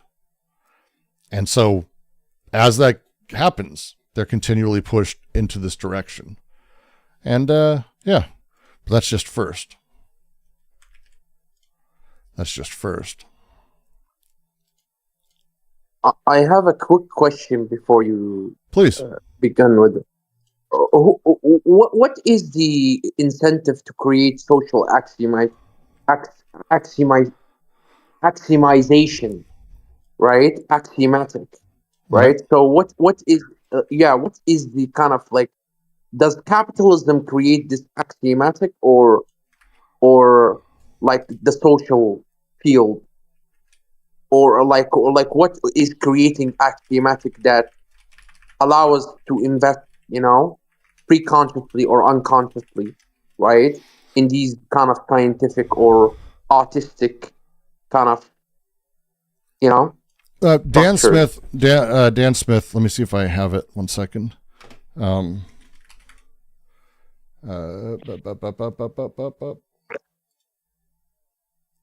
Yep, I don't have it. I just went through and cleaned out a bunch of PDFs. I'm getting them re-downloaded. No one creates axiomatics. Instead, it plays differently. And again, this has to do with how production is developed over time. And we have to think about it in time. So when we lived in these primitive anarcho-communist sort of commune cultures, right, prehistorically, we dealt with codes, which was handled by marking, engraving on the earth, engraving in bodies, witnessing it, and the sort of Flesh. social... Sorry? Yeah, Engraving of flesh. on the flesh. Yes. Flesh of the earth, flesh of man. These are codes, and they were contingent and very local. And then we had more of a global situation come along as the despot shows up, and he's like, hey, I now control all of this. I have this larger state. And that shifted things because no longer, you'd have some level of local codes, but whatever the king said was it. He was the larger meaning. The state was the meaning. And so the overcoding of all of this came about. The axiomatic comes about because as capitalism decodes, and it does drastically, and we have some codes still. This is not like we're done with codes and off goes capitalism. And I can go through I was having this discussion. I'll give some examples. Codes continue. A lot of them get destroyed. Like, how many people are blacksmiths or shoemakers now? Like, it's not really how capitalism functions. It breaks down jobs, but it's not just jobs. Because what does it mean to be a man or a woman? What does it mean to date? The way dating has changed. And we still have a lot of these codes, but for a very long time, early on, there's entire anthropologies on romance and courting that are worth reading. But it wasn't just, two people chose and they fell in love and off they went. This isn't a Disney film. Early on, marriages were determined socially, not chosen, but determined socially. People could get married by family or this or that. These were the available relatives, and they kind of would get put together socially with the pressures of the social space. The king, when he comes along, overwrote that and sort of shifted that around. He could pick anyone. There's the joke of prima nocta, but like his rules took over. Capitalism hasn't gotten rid of those old sort of setups. We live in a weird time where it's breaking down. So for example, in the last, I'd say 50 to 60 to 70 years, you can see a very particular change from the pursuit and capture, the sort of fox and rabbit mentality that was courtship in the 1800s to 1900s, which again carries on and shifts from how codes worked earlier, where men would pursue women, court them, but women were actually socially expected to be pursued, which isn't a passive thing. They actively had to take part, which put them in we'll just say problematic situations generally. Well, as that has gone away in the last 50 years, and I think we're fairly decently past it, we're not past the whole thing. We're past parts of those codes that have broken apart. Women aren't having to respond to courtship. Instead, they get stalked, and we see what stalking is, and we give very quick visibility into that. But the really strange thing that happens is that men still have and are still raised very much in America. Sorry, the rest of the world may be different, that men pursue, but they don't have the other half of that anymore. It's one of the reasons that things are falling apart, because men still have that coded sort of behavior they're taught. Your job is to find and go after, you're attracted to her, go after her, blah, blah, blah. Learn how to treat her right, bring her flowers, pay for dinner, all of this stuff. These are old social codes that capitalism just hasn't finished getting rid of yet. The recipient has seen a lot of that disappear. And what happens isn't necessarily that the axiomatic is made by anyone, but it's as those old codes break apart, the imminent mode of functioning that capitalism has. Again, capitalism is imminent to desire. It's right up there. It's not in the social value. It's not in the social space. Capitalism is right up with it. So as we have abstract relations play around with each other, money and exchange value, contracts, property rights, these things replace codes. And capital operates through axioms in this way, these quantitative abstracted rule sets. So as decoded flux emerges, as it becomes clear that this is the case, so there's a rupture, the axiomatic is responding by people dealing with the thing that they're in front of and trying to figure out what it is. So I like to describe it as there's the old, what is a circle? If you don't know what a circle is, you're like, oh, what's this? You don't know. When VR came out, the first time people saw VR, everyone had this big idea of what VR could be. That's great. What was the technology? Different beast. When crypto did the same thing, the metaverse did the same thing. Think of all these giant hype cycles. What are they? What are they? Well, then that didn't happen in one day. Instead, people started working up against them and trying to find out the rules that governed these various things. And as they did that, it started to spread and crystallize. And as the rules of what this thing is become a thing, they're abstracted. It's not via a code base. It's abstracted within the axiomatic of capitalism. So when we have new laws show up or new rules of how to even start dealing with a thing, what a VR video game is, for example, how controllers are supposed to work, how first-person shooters work, had the same thing. Sorry, I have a lot of I worked in video games. I have a lot of video game examples and tech examples, but you can just apply it to everything. And it's like, oh, well, how do we deal with this thing that is now uncertain? How do we deal with trans people? That's as a great example. What does it mean to be trans? Well, we can talk about all the theoretical things. The on-the-ground meaning is that a person just finds a way to be more comfortable and express themselves in a way that makes them more visible. That's more direct. But what is it as trans? Well, that's a social thing that everyone's trying to figure out. What are the rules? Because there are rules about how people treat each other. How should I treat someone who's this or that, or I don't know? And suddenly people, this thing, this axiomatic is developing around all of this, and it becomes set over time and more concretized, but it is an abstract process. Nobody decides to add an axiom. They emerge through the encounters capitalism has with its own limits as those things break and new market categories, techniques, and institutional forms pop up. Right? So right. that's it is a generative process, but it's generative in a top-down way rather than a bottom-up way. But what is that in relation to the schizophrenic? Because it's schizophrenic, as they mention in chapter 3, is that at the limits of society, I think, or at the limits limits of society is a great way to put it, because the schiz or the schizo doesn't have is literally not connected to anything socially. So at all. Yeah. They just are whatever the fucking thing is next in their mind. They go. This is the limits of a social order fundamentally, because you don't have one. So that being the limit, as soon as you, again, it's think about it as death. There is no actual pure schizophrenic. That's not what they're talking about. They're talking about the process of the schiz, and then the character. When you get to that limit and there's no more social left, that's the limit of the system. If we were to, like, let's say right now, I said a magic set of words that was purely schizophrenic or the schiz in some ideal, again, just go with me. I'm being abstract. I say it and everyone here listening to me gets it, and it's all they repeat. And suddenly no one cares about anything that's happening socially. No one gives a fuck about connecting with anyone else or doing anything. That's the end of the social order. Magic words make it happen. Is this good or bad? I think there's an underlying terror that exists within capitalism, and this is, I think, their argument too, that anything could be that. We are on the verge of having society completely collapse, because the thing that makes society completely collapse is also the thing that makes society function.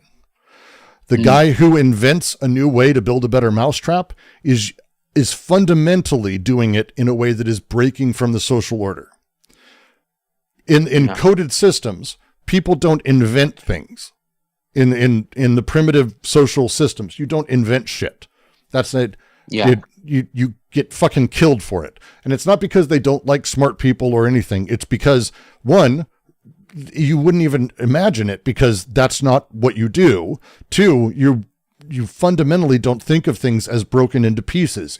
Everything is always a cohesive whole written into the earth and recorded constantly.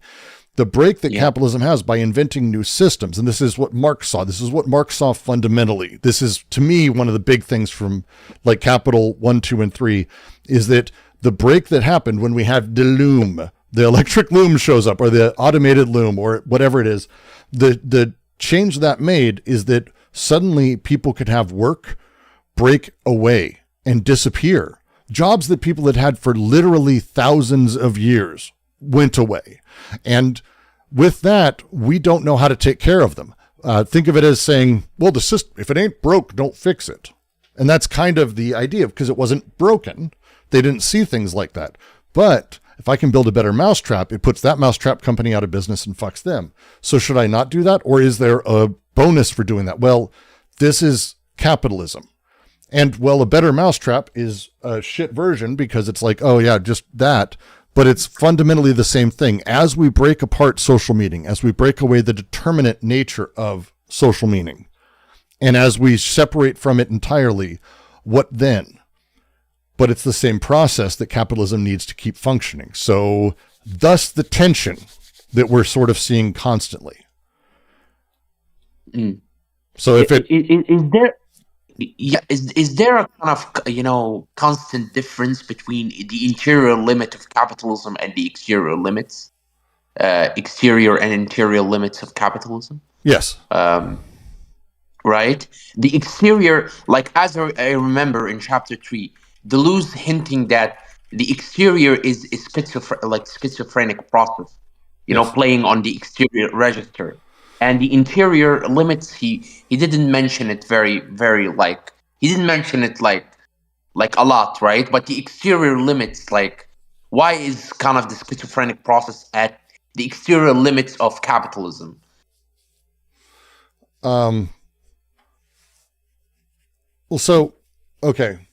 The interior limits, I mean, he mentions them a lot. It's like most of chapter 3, and it's okay because a lot of people don't quite grasp what they are. It's not easy on its face. Its interior limits, when it's saying that our limits within, this isn't exact, so please take anything I say here with a fucking big block of goddamn salt, because I'm trying to simplify it. But interior limits is more or less axiomatics or abstract limits that are placed internally to the system that are within its own logic. Think of it as internal limits are internal limited elements of the logical system. So, for example, we're having here's how much we produce, and that's great. And here's where things get shipped, and here's what we do. Oh no, a boat got stuck. The internal limit is the production limit that has been fucked with. It creates its own sort of limits, barriers it creates itself. We can't feed everyone in the world.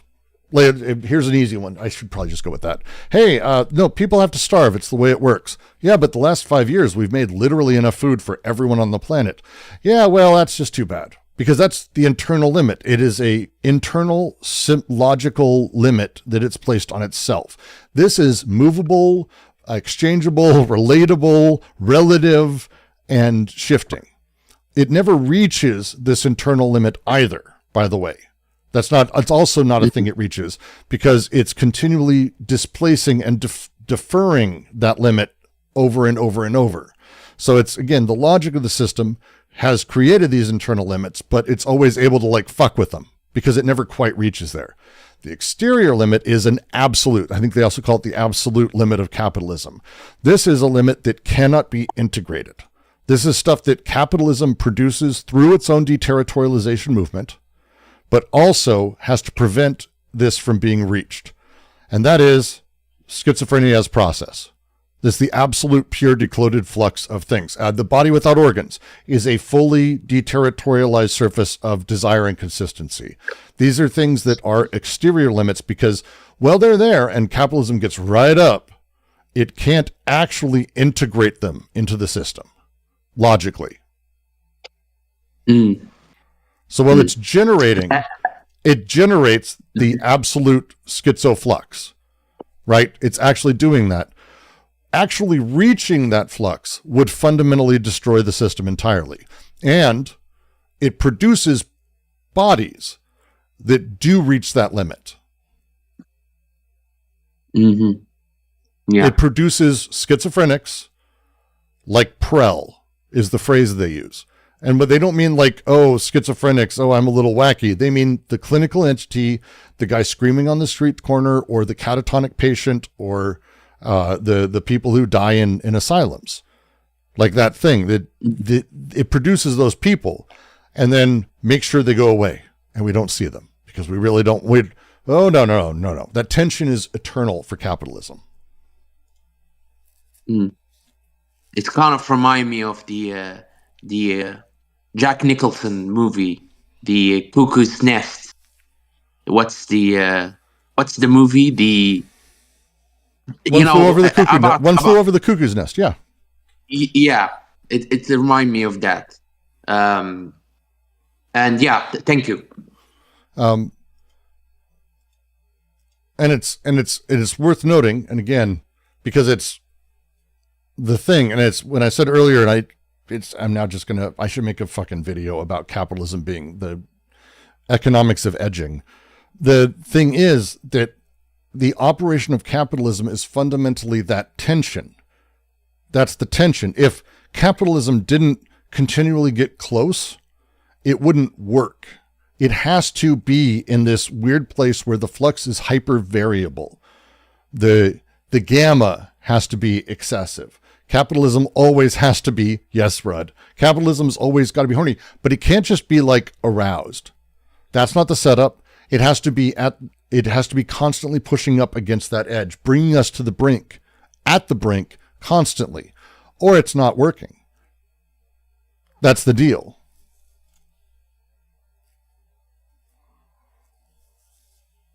Breaking this wall, right?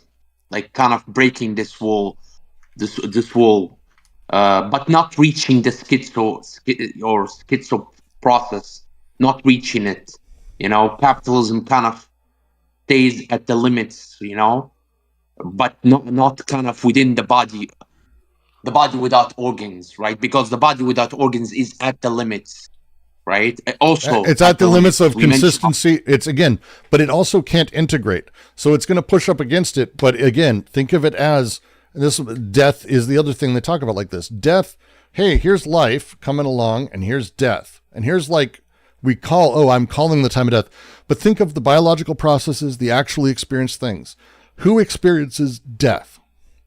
No one. They're alive, and then they're dead. And that thing where they're right up against each other, that's the point. That life and death are drastically different, yet they are moments from each other. And that's again why they keep driving towards this example, because the limit of life is death, but it can't do anything. It's there, and vice versa.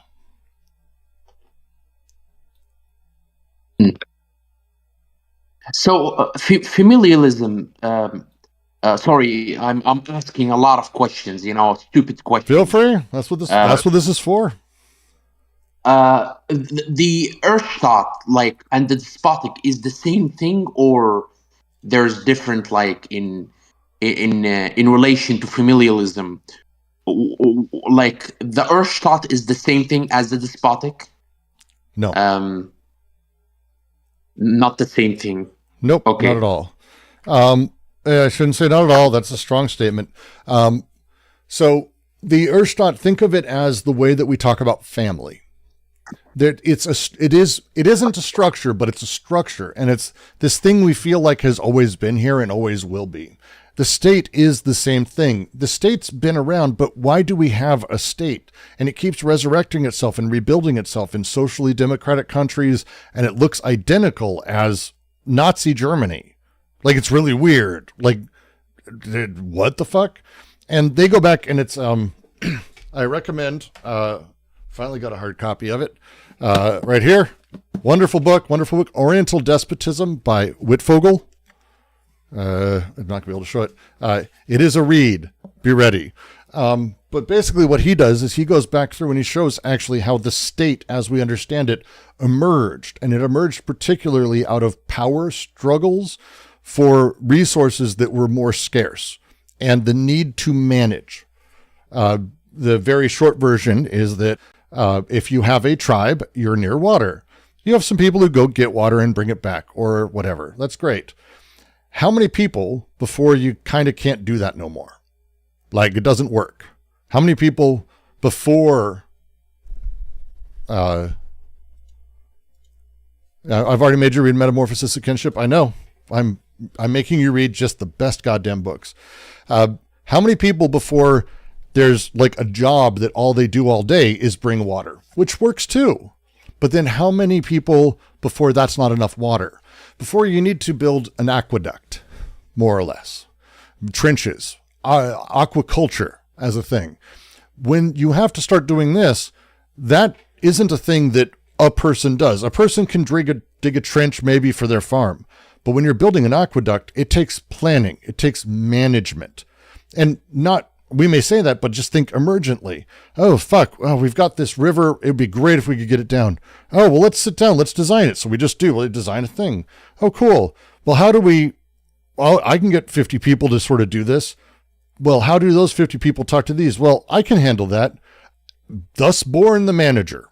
That's it. Thus born the manager and the Urstadt. That's it. That's it. That's where we're at. And the rest of it is the building of the bureaucracy and the state apparatus. I oversimplified. I highly, highly recommend it. It's probably one of my favorite history books. And it really makes me think David Graeber really needed to read more because Dawn of Everything is not very good and doesn't reference Wittfogel, which is a shame. Big fucking shame. But underlying it, to get back to your question, the state is kind of this odd organization of hierarchy that we presume. But that's the thing. It isn't like an everlasting itself thing. It's a symbolic structure. It's an organization of hierarchy that's able to be finding its way in a bunch of different stuff.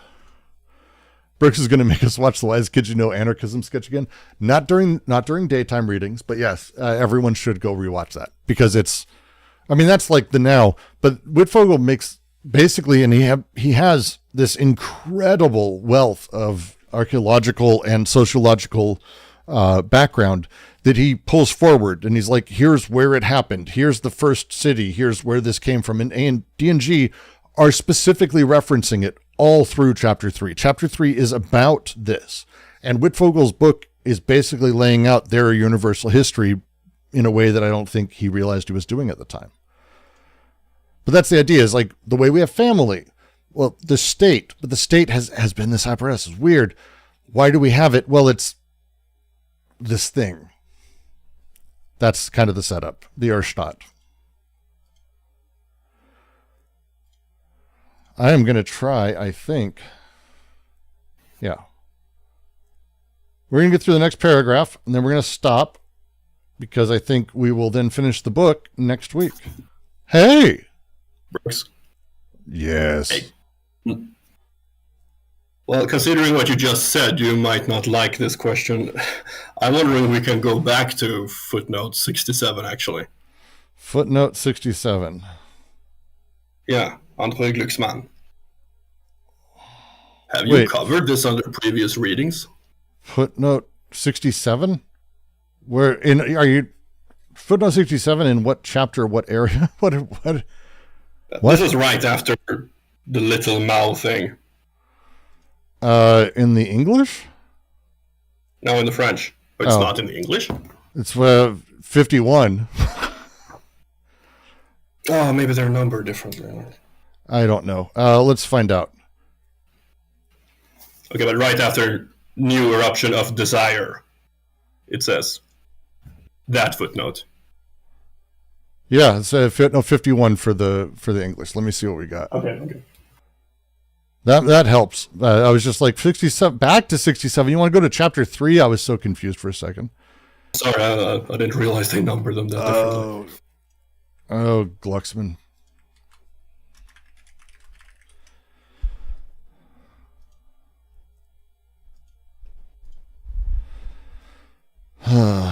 Counter-revolutionary aspect in Le Discours de la Guerre.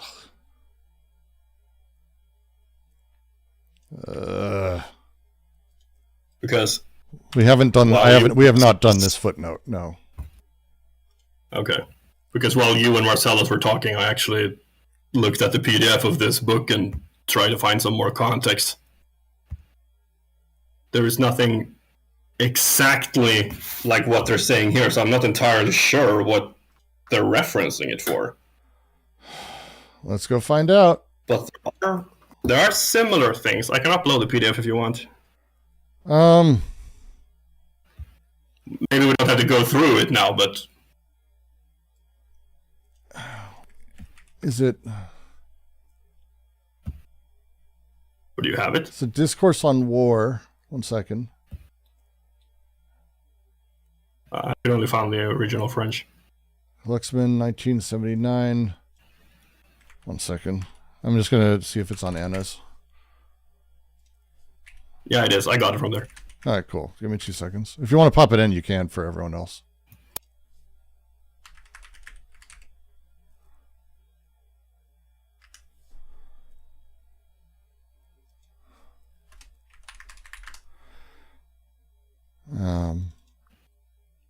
The fuck? I just did some quick Control F searches. Thank you. They will not. So first off, I'll tell you this: there's no way anyone else is using the term axiomatic in this way in other texts. So there's the chances of Glucksmann like actually saying, "Oh yeah, here's what a counter-revolutionary axiomatic is not what they're doing. What they're going to be doing is going over the entire text and saying the point of the text is the counter-revolutionary axiomatic that's formed, which is a far more complex thing, and I don't think we're gonna be able to answer it. Like they've done this with a handful of books where it's like, oh hey, you want to understand what an axiomatic is? Here's an entire math book and also a sociology book that doesn't use the term once, but you get to read the whole thing, so then maybe you can understand what we're talking about. And the answer is probably not. And that there wasn't going to be an exact quote, but I was looking for some similarity. They do mention this thing about a person being attached to a smokestack, though. But it's not Mao, it's Heraclitus. Interesting. Yeah. Why didn't it download? What the fuck? There's something there? I don't know. Come on.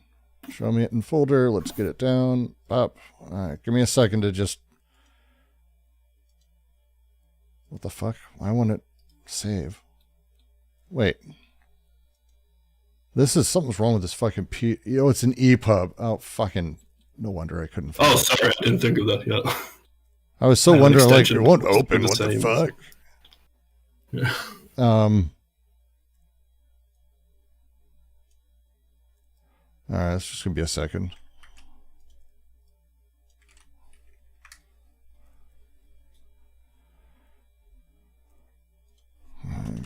Felix. What a terrible French name, that poor man. Glucksmann.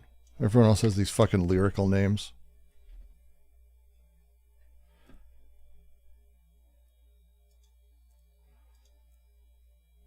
I have a YouTuber asking if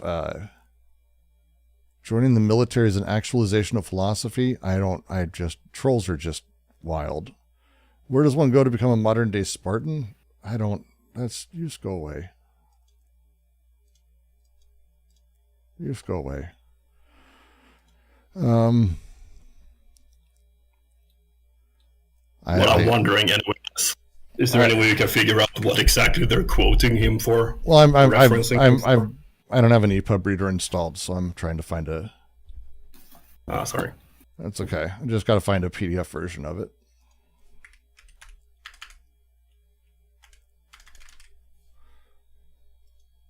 One moment. See, library usually has it.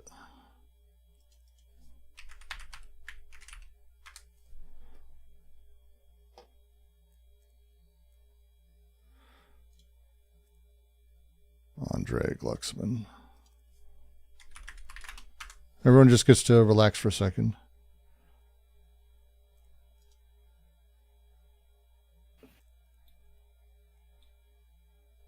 Yeah, I can't find it anywhere else. Someone's gonna have to. I don't have an EPUB reader, so I can't go through it right now. Like if I were to, I don't have any notes on this guy at all. I don't have any notes on this guy at all. Like as a thing. So, yeah. Next week maybe? Give me a week to go through it. Yeah, sure. I just don't know why Discord's not downloading it. It's very frustrating. It's like, why isn't it? I click download and then it pops open, but it's just the front page and then it's all fucked up. Because Chrome is like a shitty EPUB reader. I fucking hate e-readers so much. Yeah, the latest update in Windows, it tries to automatically open all kinds of files in the all exactly kinds of dumb wrong shit. way. So frustrating. So glad I'm on Linux when at home, at least. Yeah, something like that. But sure, we can get back to it later. I just thought this was something it feels like there's a lot going on here that is really not explained at all. Well, no, it's them talking about sort of a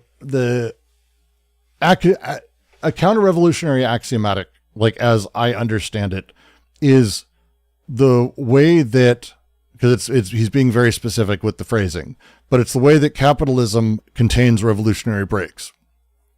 So my assumption is going to be that this book on war is going to be about how this happens, how there's a strategic response almost to the revolutionary flux that happens inside of these spaces. That'd be my assumption. And so I'll go through it next week. We'll find out. We'll find out next week. For now, next paragraph. And we're going over the 2 hours, so everyone can deal with it. All right. Let's do it. Secondly, we have not at all minimized the importance of pre-conscious investments of class or interest, which are based in the infrastructure itself, but we attach all the more importance to them, as they are the index in the infrastructure of a libidinal investment of another nature, and that can coincide as well as clash with them. Which is merely a way to pose the question, how can the revolution be betrayed? Once it has been said that betrayals don't wait their turn, but are there from the very start. They said that earlier. The maintenance of paranoiac unconscious investments in revolutionary groups, which is where they talked about it before. If we put forward desire as a revolutionary agency, it is because we believe that capitalist society can endure many manifestations of interest, but not one manifestation of desire, which would be enough to make its fundamental structures explode even at the kindergarten level. We believe in desire as in the irrational of every form of rationality, and not because it is a lack a thirst or an aspiration, but because it is the production of desire. Desire that produces real desire, or the real in itself. Finally, we do not at all think that the revolutionary is schizophrenic, or vice versa. On the contrary, we've consistently distinguished the schizophrenic as an entity from schizophrenia as process. Now, the schizophrenic as entity can only be defined in relation to the arrests, the continuations in the void, or the finalist illusions that repression imposes on the process itself. This explains why we have only spoken of a schizoid pole in the libidinal investment of the social field, so as to avoid as much as possible the confusion of the schizophrenic process with the production of a schizophrenic. The schizophrenic process, the schizoid pole, is revolutionary in the very sense that the paranoiac method is reactionary and fascist. And it is not these psychiatric categories, freed of all familialism, that will allow us to understand the politico-economic determinations, but exactly the opposite.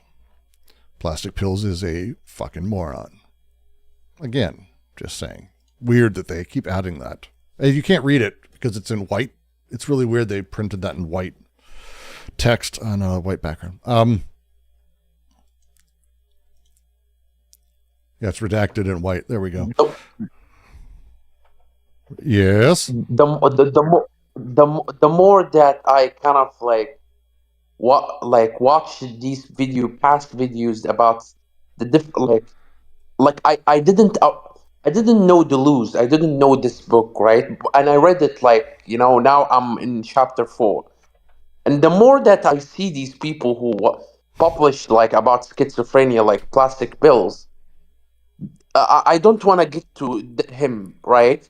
Because mention him is not kind of the case. But the more that I laugh and I say, are these people are fucking morons? Yeah, they are. Seriously. They are, and it's not just that they're morons, to be fair. It's like everything else. Their particular investment, and Plastic Pills, I think his latest video shows this, is an over-investment in the idea of the odd or the strange or the specialness of any single person because he wants to believe himself special. His investment is in the ego structure directly. And so when he says that schizophrenics are the thing, it's because he's personalizing because he has to. He doesn't have a capacity to invest in anything that isn't ego-driven, because that's where he sits from. And since most creators in the space are probably deeply fucking ego-driven too, that would be a thing that they're going to continually push back towards over and over and over and over. So there is the reactionary left. Oh, I mean, there's no left or right. That's the thing. Fundamentally, it's people are part of subject groups or subjugated groups. If you're on the left and you're a subjugated group, we can talk about ethically how you end up doing more good than people on the right who are in subjugated groups. But a subject group that exists in a different way, right or left, it becomes irrelevant because it's breaking things down. It's shifting us. It's moving things in a direction that capitalism can't control. So it changes the conversation, to put it lightly. But on that note, the important thing here, as we go forward, they're addressing the second thing. Because people have said, and people do say, well, you don't think race and class and these things are important? Which I don't understand the critique. I've seen people actually make this, though, so we will go through it. Secondly, we have not at all minimized the importance of pre-conscious investments of class or interest, which are based on the infrastructure itself. There you go. That's it. We haven't minimized class struggle, guys. We are not doing that at all. They're based in the infrastructure itself, which is what the desire is investing in, right?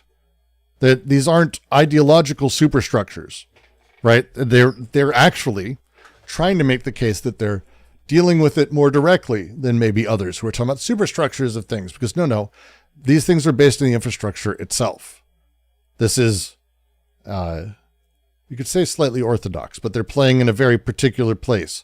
And they go on to say, come on. They go on to say, but, no, come on. Boop. But We attach all the more importance to them as they are the index in the infrastructure of a libidinal investment of another nature, and that can coincide as well as clash with them.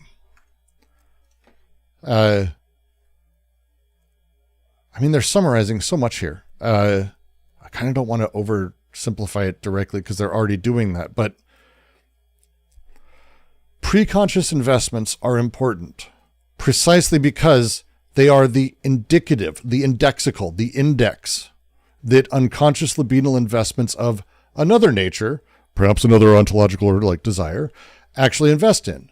The relation is not causal, right? Libido doesn't give a fuck about class interests. That's not how it works. It doesn't understand black, white, rich, poor, prole, lumpen prole, bourgeois, ultra bourgeois, super mega ultra, Saiyan bourgeois. It doesn't know about any of these things at all. But it invests in them. These things are indicative because, and you could say symptomatic. If you want to symptomal, if you want to go like the synthome almost in Lacanian terms, these are symptomatic of libidinal investments. These two levels of things coincide and actually are part and parcel of each other. There is no moment that's like, no, actually desire doesn't give a fuck about class. No. It's very much the opposite. Investment of desire is in these structures, and class is an indexical of it, an index of it. That's an index of the infrastructure. This is, do you remember when we were talking about the rules of schizoanalysis, how they're putting them out there? One of them is that you shouldn't be looking for what the meaning is behind things. Oh, the symbolic structure of this, that, or the other. It's crap. It's you putting yourself in someone else's head. Instead, notice the indicators, because that's what desire shows. These things are indices of elements. What do they mean by preconscious investments? Before individual. Individual is desire. Unconscious desire invests in the social system, and the rational version of that gets turned into these preconscious interests that we then use to justify ourselves and understand our place socially. Class, race, other things are preconscious. These are elements of the structure. They are not the thing, though. They're not the thing. That's not the setup here. They're an index, right? Libidinal investments are not superstructural. The libidinal investments exist in the infrastructure itself. They manifest through these preconscious investments, but those things aren't also symbolic. They are indexical. Okay? Hope that makes sense generally. They go on to say, because they're sort of rephrasing it here, which is merely a way to pose the question, how can the revolution be betrayed? Once it has been said that betrayals don't wait their turn, but are there from the very start, the maintenance of paranoiac, unconscious investments in revolutionary groups.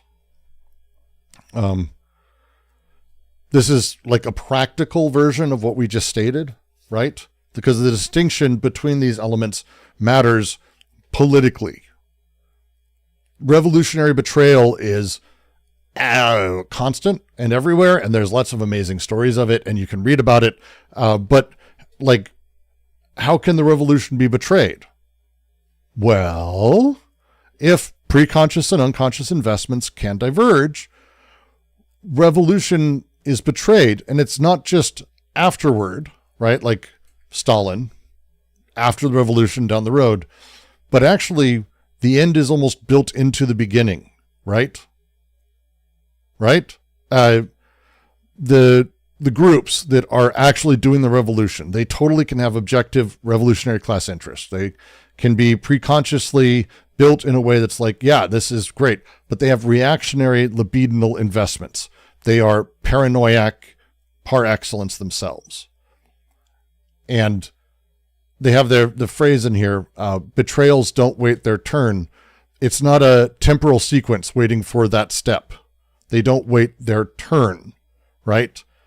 Instead, it's a structural presence. Betrayal is a structural presence from the beginning. And the parenthetical is the mechanism. It's The other two sentences we just went through, but said really plainly, the maintenance of paranoiac unconscious investments in revolutionary groups. That's the thing. Revolutionary groups that have paranoiac unconscious investments have specifically desire continue to maintain and do maintenance on it. They have leaders, investment in the party structure, the who's against us. Well, purify this, set this up. Who's this? Even while pursuing revolutionary aims. Every infighting that's ever happened with a political group ever. They're just referring to that straight up.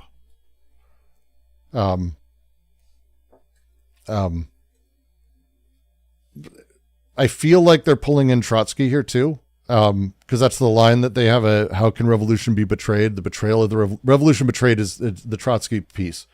And for him, it's, we came to find out, or this came to happen. They're like, no, it's from the beginning. This is the setup that we've been sort of doing. That's the jam. That's the jam.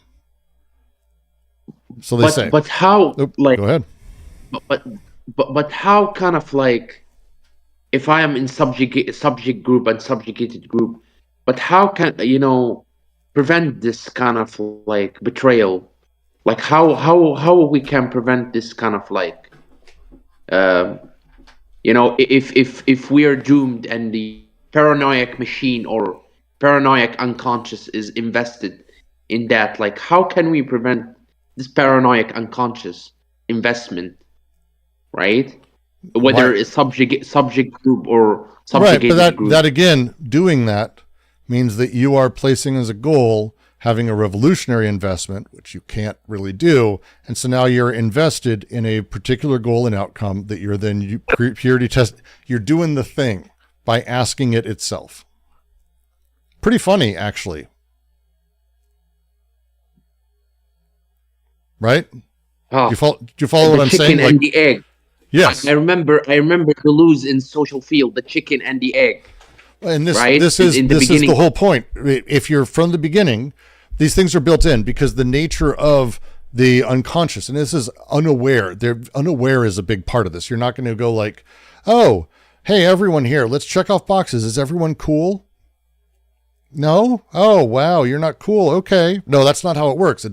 It's at a base level that in these movements, there is these investments because it's within these people, because it's before these people. It's unconscious. It is at the rumblings of the people and the individuals at a deep level. And these things are informing and building and setting it up. And while desire is a revolutionary agent, we'll get into that just in a moment, it does end up being placed towards goals or aims or malformed in this way. So yeah. So how do we have a better revolution? That alone is the wrong question because that becomes a better revolution. How do we have a revolution that works? How do we make this happen? How do we get to the end point I want? It's all paranoiac. Every one of those questions is a paranoiac investment directly. So it's actually much more complex than that. Yeah, so it's more complex. I think it's more complex. Yeah, as you said, right? Mm-hmm. Because like how can you do that like without mentioning it? Like it's kind of like a chicken and the egg in Deleuze in the beginning sentence in the Social Field, the first section, right in chapter 4, and it's wild. It's actually wild, because we did the revolution, right, in Libya. It failed, right? Turns out ugly, right?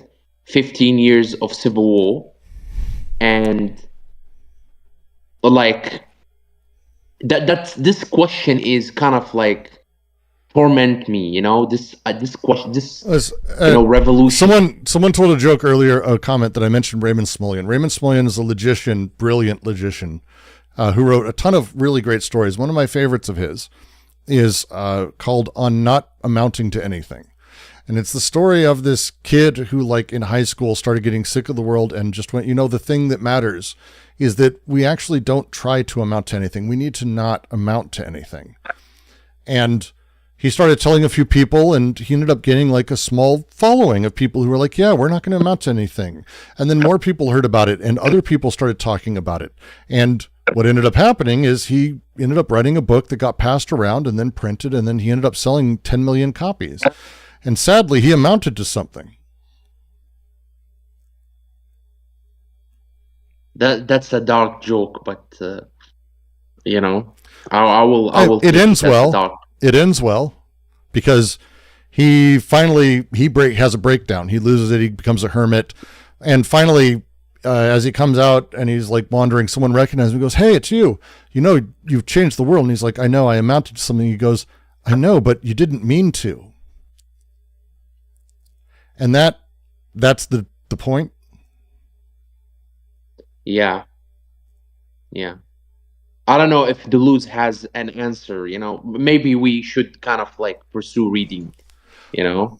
Maybe we should just do what we do. There's a whole bunch of stuff. We're going to continue though, because I do want to get through this section, this paragraph today. I'm trying to try my best.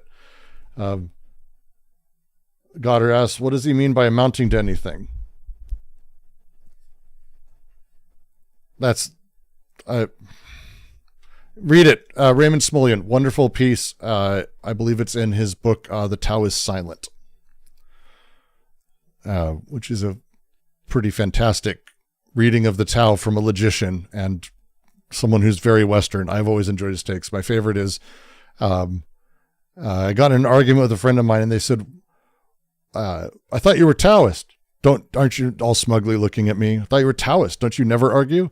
Yes. Well, I didn't feel like being a Taoist just then, which is a fucking great line. I think it's a great line, but let's continue. And if we put forward desire as a revolutionary agency, it is because we believe that capitalist society can endure many manifestations of interest, but not one manifestation of desire, which would be enough to make its fundamental structures explode, even at the kindergarten level. I'm going to just super highlight the kindergarten level thing. Love that phrasing. What book again? The Tao is Silent. We have it in here somewhere. I have a bunch of Smullyan books. And that reminds me, I should probably say, if you want to join us live, where you can find all of these lovely, lovely, lovely books, you can join us at discord.gg/DGQC. Smullyan is for people who enjoy playing with abstractions. Genuinely a wonderful, hilarious, odd writer who wrote one of my favorite Sherlock Holmes books, The Chess Mysteries of Sherlock Holmes, where everyone is a Sherlock Holmes mystery, but in them is a chessboard. And because of where the pieces are, you can actually figure out who's the killer. It's fucking amazing.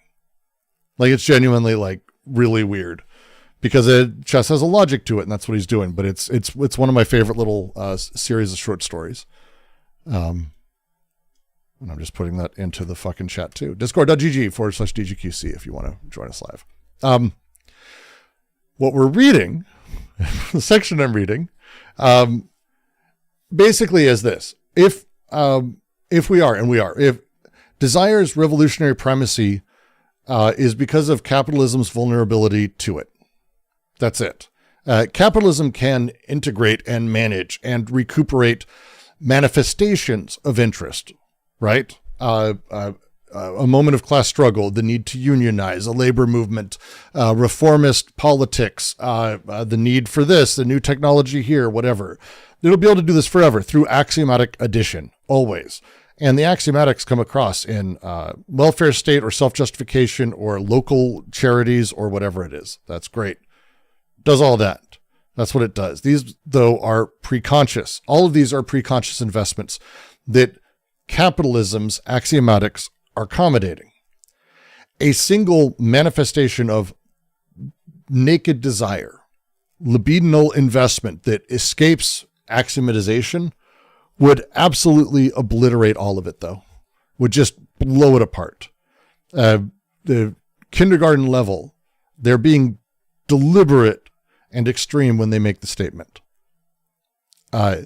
Even children's desiring production, if allowed truly free expression, would explode structures. Even children. Children are not freer. They're not free. They are less axiomatized, but they are still axiomatized. Capitalism requires Oedipal repression from the moment of basically any semblance of subjectivity or personhood, precisely because unrepressed desire is incompatible with the structural hierarchy. Period. So it's one of the reasons I love that phrasing that they have there. Yeah. We believe in desire as in the irrational of every form of rationality, not because it is a lack, a thirst, or an aspiration, but because it is the production of desire. Desire that produces real desire, the real in itself. Any of you who've read Lacan or Zizek or come about this way, this is a direct polemic against a Lacanian idea of the impenetrable real. The idea that the real exists, but we aren't able to deal with it, so we create sort of a symbolic imaginary trifecta to deal with it because it's just out of reach of us. The real, the desert of the real, as the Matrix used the term. But no, that's not it. It's the desert of the real is the desert in a different way for Deleuze. Very much different way. And for Guattari as well. Desire is the irrationalism in every rationality.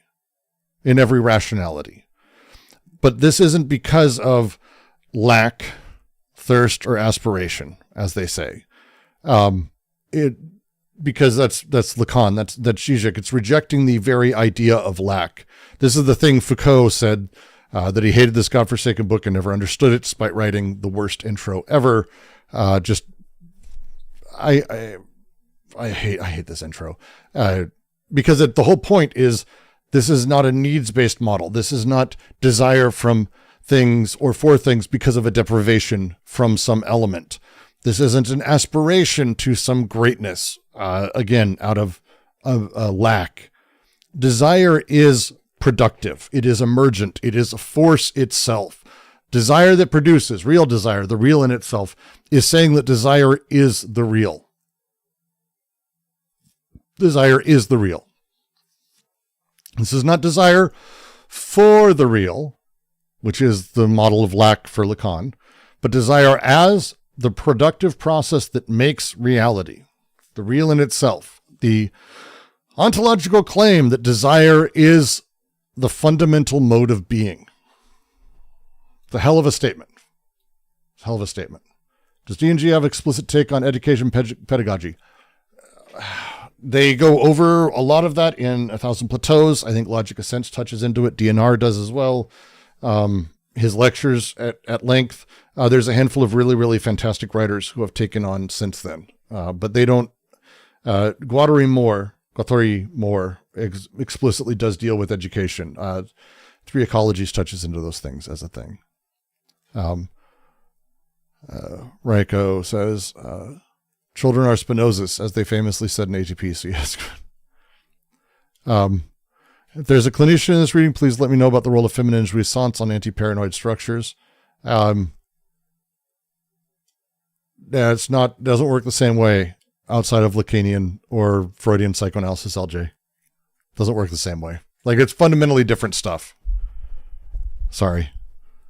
I wish I could go deeper than that, but that's going to be about it. So they continue. And I'm going to take a second on this one. Finally, we do not at all think that the revolutionary is schizophrenic or vice versa. There's a lot of readings of Deleuze and Guattari who claim to have read Anti-Oedipus and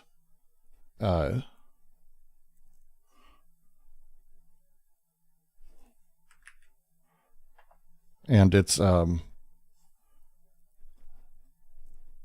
kind of this is Just the line to point people They, towards.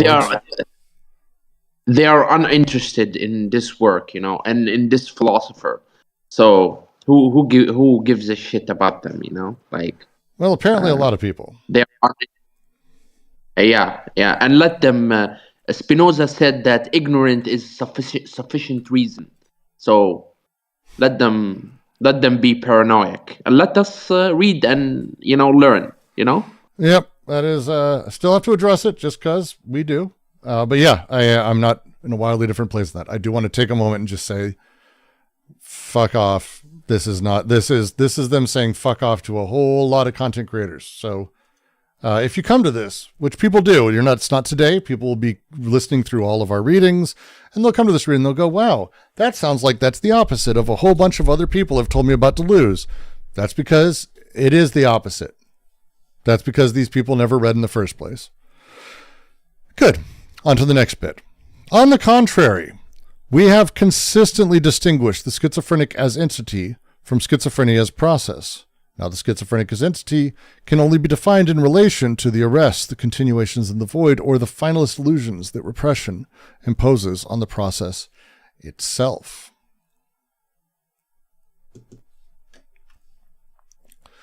Schizophrenic as entity. They are very particular. Think of the body of a schizophrenic, the life of a schizophrenic. When we say a schizophrenic, that's what they mean. The schizophrenic as entity. The difference between that and schizophrenia as process. Okay? A person diagnosed with schizophrenia versus the process of how that person may think or how they deal with the world. The process of deterritorialization, of decoding flux, of desire production, freed from the constraints of Oedipal structures. The schizophrenic entity is not an expression of the process because it's a whole person existing inside of another world and a social space. It is an individual that is excessively repressed, excessively blocked, and distorted. This is bad. This is a bad existence. It's a tough existence. This is not a thing to be cheering on. This is a difficult life, and it is kind of a horror show. Deleuze outright would not visit patients. He couldn't handle being around that. And again, if anyone doesn't empathize with that, you are a better person than me and many others. If you have actually worked with severely autistic children, and when I say severely, I mean like barely able to talk, not able to deal with the world, that we're talking about that. That's what schizophrenic, by the way, means in this category. It's a lot of conversations had. There is very much, for me, a there but for the grace of God go I moment of like, this is pitiable and it hurts to be around. But we have kids in our neighborhood whose parents are taking care of them. They're lovely and the parents are amazing and the kids are just not functional. And it's heartbreaking and it's not a thing to lose. It's tough. Sorry. It's just tough. It's difficult because this is the blocking of the process. This is someone who's not going to be able to, and we're not talking about like RFK bullshit of like, everyone, the autism is such a wide, we're talking about clinical entities, the extreme end, clinical, even today clinical, where it's like the catatonics, for example. Catatonia should be terrifying. It is terrifying for reasons. It's in fucking horror movies. This is scary shit because these are the way these people these people exist and produced by capital. These people were produced by capital as much as anything else. And they are the product of all of this. This is what happens when the schizophrenic process that capitalism has is repressed. Right? Capitalism produces and represses schizophrenia. That is, we talked about this earlier just a moment ago about why does it have this external limit? Because it's constantly finding it, producing those breaks that create that edging towards that limit, and then repressing it through, in the case of a person, Oedipalization and hospitalization. This is central to everything they've said. They've talked about the limit versus the threshold. They've talked about the way Bueller went through the dementia as the symptoms of schizophrenia, which is, again, not schizophrenia, the guy talking a lot or Brad Pitt in 12 Monkeys bullshit, but instead someone who has experienced foreclosure fundamentally as a thing. Completely different beast. So, Brooks, is Deleuze and Guattari talking about the schizophrenic going beyond that state? It seems like the schizophrenic is closer to the real, though. But for them, are they? What is the ideal? No. State? So again, it's the distinction is particular. The processes that the schizophrenic as entity is going through and that they're utilizing is revealing about the processes that all of us use to generate meaning. They are not a broken exception and we can't learn anything. Instead, it's, hey, this is how we can see through them as they pull from their wealth of words the names they demand to be called or how they see themselves.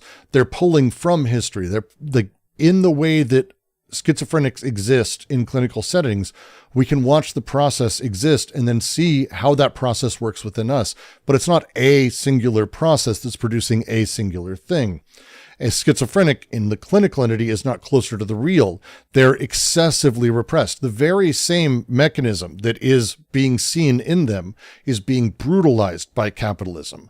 If they existed freely, would they be the clinical entities? No. This is it's one of the reasons that people, when we talk about the schizophrenic, people think of and do this sort of wrong, because when we talk about One Flew Over the Cuckoo's Nest, where people are free-forming letters and they're going, oh yeah, no, it's I've got the white key over there, the key to the door. I've got a key to the door. I've got a key to the door. I'm going to be Link. And that thing that they feel like, oh, we're putting it in a box. We are socially repressing them and they can freely connect. That is not the person we're talking about or the process. Think instead of the catatonic or barely verbal autist who has to be in a rubber room because they pound their head against the wall until they die if they aren't. That existence is one of the same process of the schiz, where it's freely breaking outside of the social, but the repression of it is being placed constantly onto not just the one existent, but all of the processes. And this crushes the schizo, the autist, into the position that they're in. So it's not that they're closer to the real. It's that they're more repressed and broken and inside of themselves and disconnected from the social. A rubber room full of rats? I don't know that one. Sorry. I don't know that reference. Sorry. Oh, okay. So it's the most repressed.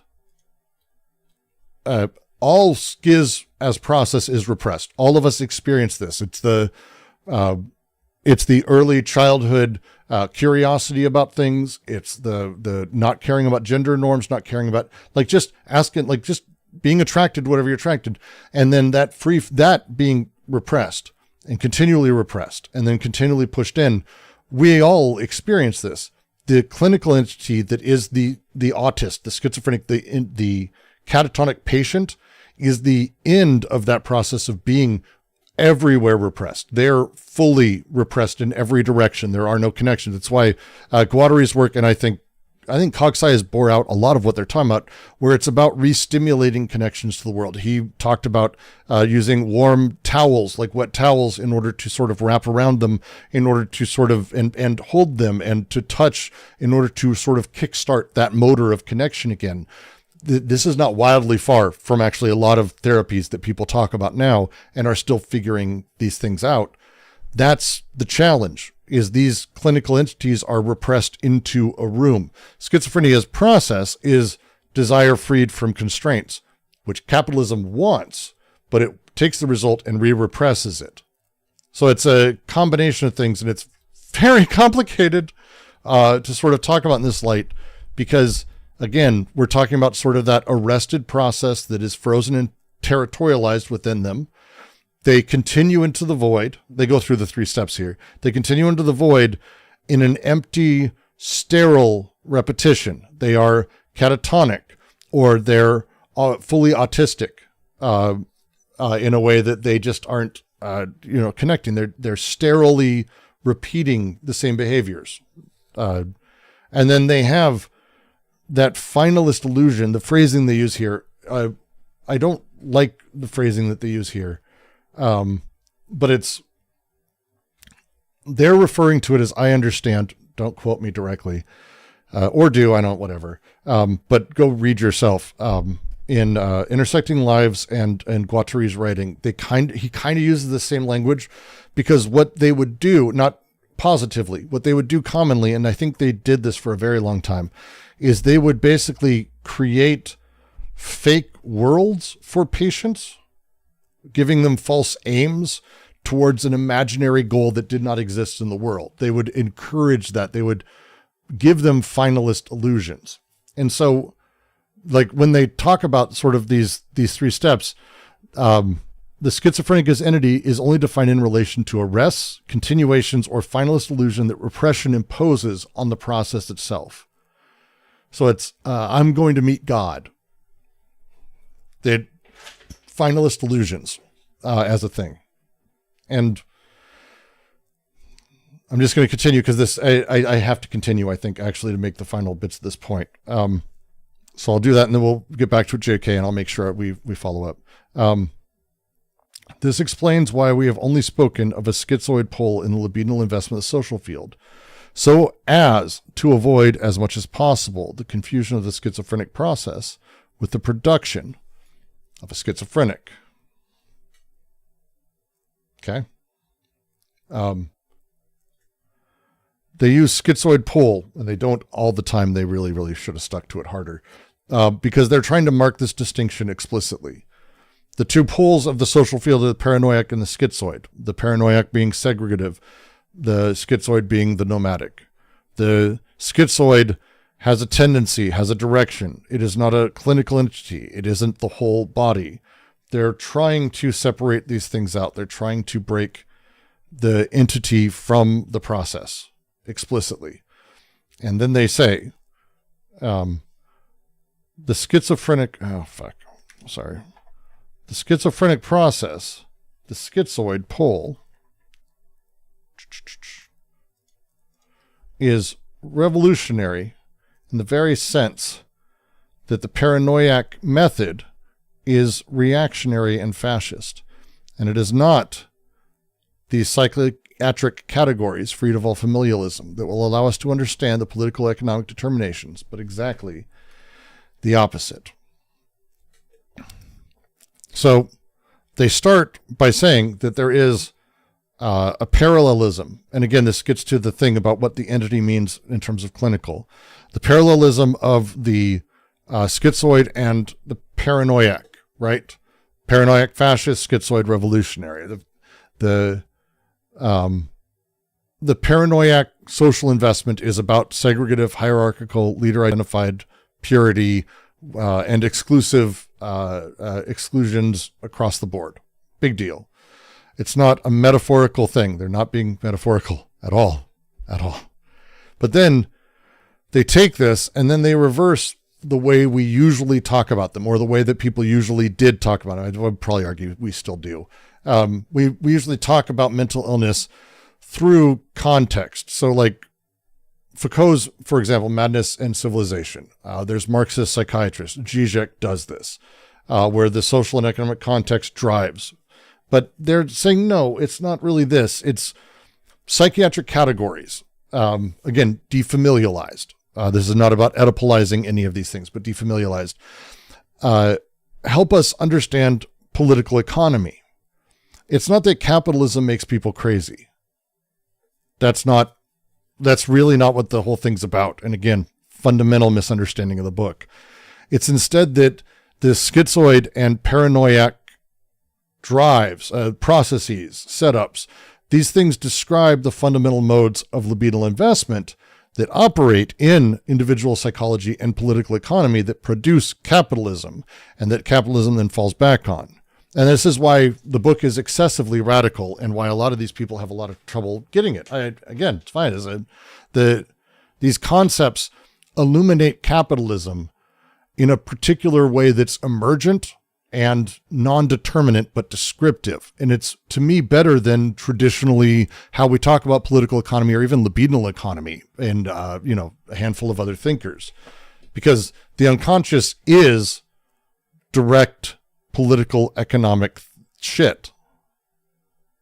That's what they're driving at here. So to get back to it, the sort of point, the whole thing for them is that the individual isn't really the gist of it. The individual is an instantiation of how repression is sort of centered and concretized and made actual through these processes. A person can have these drives and all of them, but like that thing isn't the point, whether it's clinical or non-clinical or a revolutionary actor or a reactionary actor. That's not the point. The whole thing is that we need to, well, they're saying they don't minimize class struggle directly.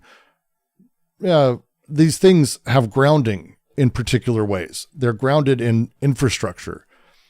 And this infrastructural elements are indices across all of it. And these indices allow coinciding or clashing within elements. Non-clinical. I am so confused, Estelle. The two levels of these things, again, preconscious and unconscious, they can coincide or clash, and they fuck around, but they aren't meant to be embodied by a person. Capitalism has the ability to manage and integrate and recuperate and create through axioms, ultimately, of dealing through manifestations of interest. And the manifestation of desire, which would be the unconscious investment, if it was just showed up, it would blow everything apart. And the reason that we have these clinical entities and these processes as they're laying out here, and they're really doing their best to, sort of separate it, is so we can see that it's not about this or that person or thing. There is no archetype. That's literally the whole point, is that there is no archetype. Oh, I misspoke. I do that sometimes. But there is no archetype. That's the drive. There is no archetype here. None. The paranoid reactionary, right?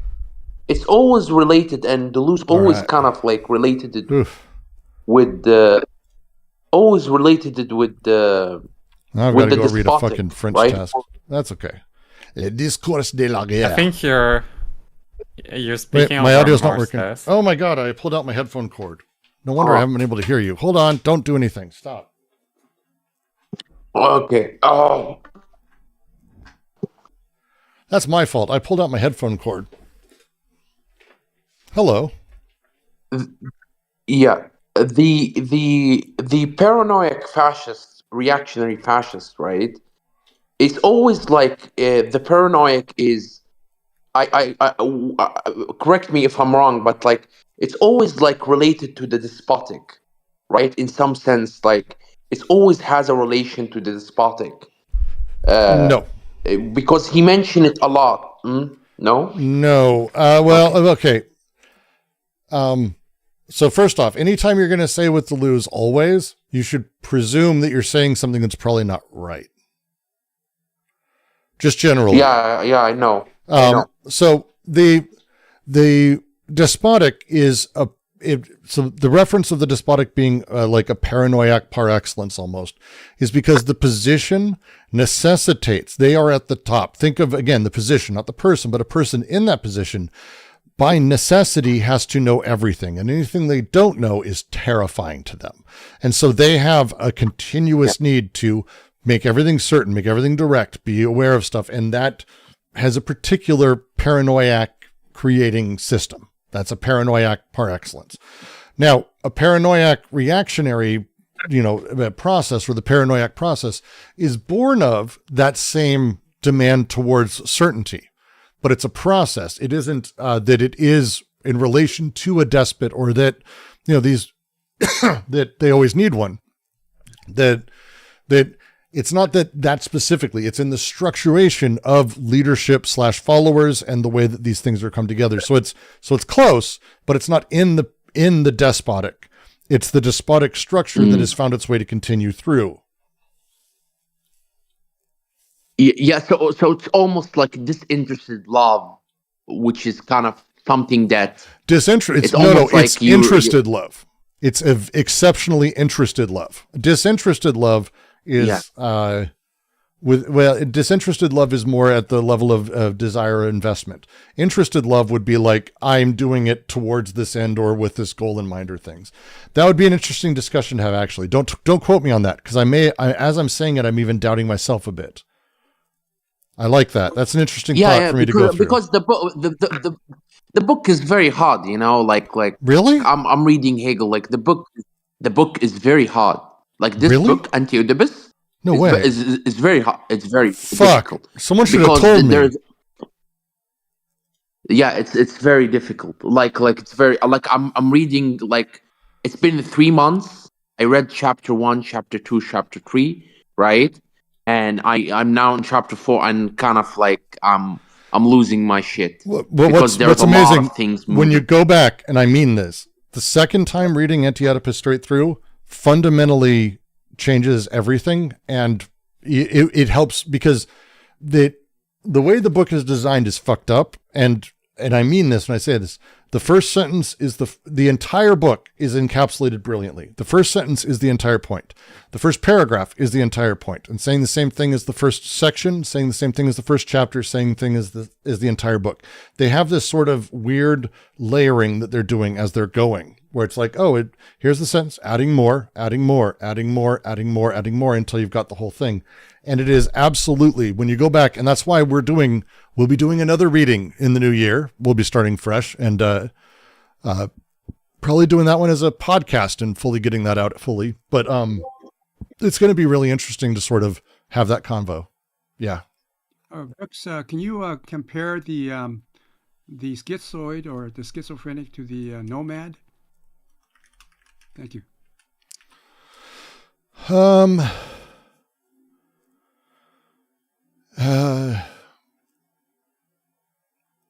I probably would juxtapose them as though they're very particular processes, because he's talking about the nomadic and the nomad, the schizo and the schiz.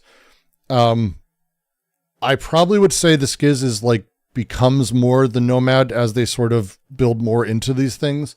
But they're talking in AO versus ATP about particular processes of meaning generation from singularities using heterogeneous and homogeneous elements. The schiz being the process of that, or the paranoid, like the process of the breaks of meaning or the continuation, that isn't personified at all. The nomadic is a different beast. The nomadic is, and again, not metaphorically, they're the figures of the war machine. And the war machine figures, they operate in smooth spaces against state apparatus. That setup is, again, a movement, but they're giving it a more terrestrial, topological dimension, specifically in that way. So the schiz isn't topological, it's processual. The nomad is topological, not processual, as I read the difference. I may be wrong on this, but I tend to think of it as that's the move. AO is very focused in like the almost a blueprint process of how meaning and society comes to be, and ATP is basically the way of playing, or the taking that blueprint and how to fuck with it and all the ways that it exists. So you tend towards more topological. That's why it's called 1,000 Plateaus, a more topological, earth-based sort of thing is how I see it, I think. So do you see the nomad as having gone through the schizophrenic state, or has he? No, the nomad is just produced. It's not so much that he is the schiz or comes out as the schiz. The nomad can be incredibly reactionary, for example, but it's the position they hold and how they sort of exist as examples. Again, like the way that they're talking about, they don't think that terrorist bands that blow up buildings in the Middle East, despite being quite nomadic, they aren't saying those guys are the heroes of capital or heroes against capital or anything like that. They're using those as examples, particularly because they want to talk about the way that territorialization affects things, the way the state apparatus works. There is particular movements that refuse capture by the state and state forms. That would be more dealing with how state forms fail to capture things and processes. That's the nomadic. The schiz process, same thing. They're processes that the state can't capture, but it's more as an internal meaning generation or as a pre-conscious meaning generation element. As I read it.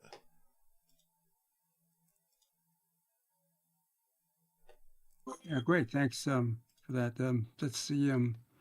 Yeah, okay. All right. Well, with that, my brain is slowly dying. And we have, after this, let's take a look. So we have one big paragraph, then another, 2, 3 paragraphs left in the entire book. We're going to finish it next week, everyone. And then in the new year, we will start another reading because this is the book that never ends. Yes, it goes on and on, my friends. As always, I want to thank all of you for joining, and I'm going to send you off to probably Sunday Who's Live, and I'm going to let that turn my brain off as I've got a bunch of shit I need to fucking get to. Some call AO readings a vicious circle. Well, yeah, that's probably accurate for me at least. More or less. That was fair.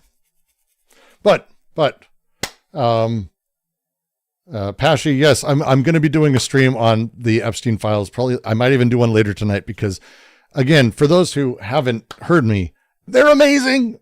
And it's like amazing in that, oh my God, they're so much worse than I thought they would be. Like, holy fucking Christ. Of course Trump was in there and I thought, but releasing things like this is fucking nuts. There are claims about Trump that I cannot believe that and they're like claiming it's like, oh, these were just unverified claims. It's like, really? Really bad. It's really, really, really, really, really bad. Really, really, really, really, really, really, really bad. They're really, really fucking bad. And they're really fucking bad. They're really bad. There was someone who did malicious compliance straight up and did this highlighting or redacting in a way that highlights. And like, it's fucked. It's fucked. It's worth looking at, but I'll probably do a stream later tonight about it. If Sunday's doing it right now, I'll go fucking join him and we can laugh about things because it's crazy. Worth looking at. And I mean that, worth looking at, but be warned, all the trigger warnings. It's way darker and way worse. So it's going to be fucked up. It's fucked up. Malicious compliance or incompetence. I actually think this is because they did it right on the other files. So I tend to think it looks the same, but it doesn't work the same. That usually means, yeah, it's going to be wild. But with that, if you want to support me, of course, super chats are always good. Memberships are good. Subscribe. We've got a lot of great readings, amazing readings. Rier, Nietzsche, tons of great shit going on, even more on the server. If you want to support, patreon.com/DGQC. Best way to do it. Cup of coffee a month helps this do shit. It's wonderful. We'll figure it out. But with that, I'm going to say off Sunday, and I will see you all soon enough.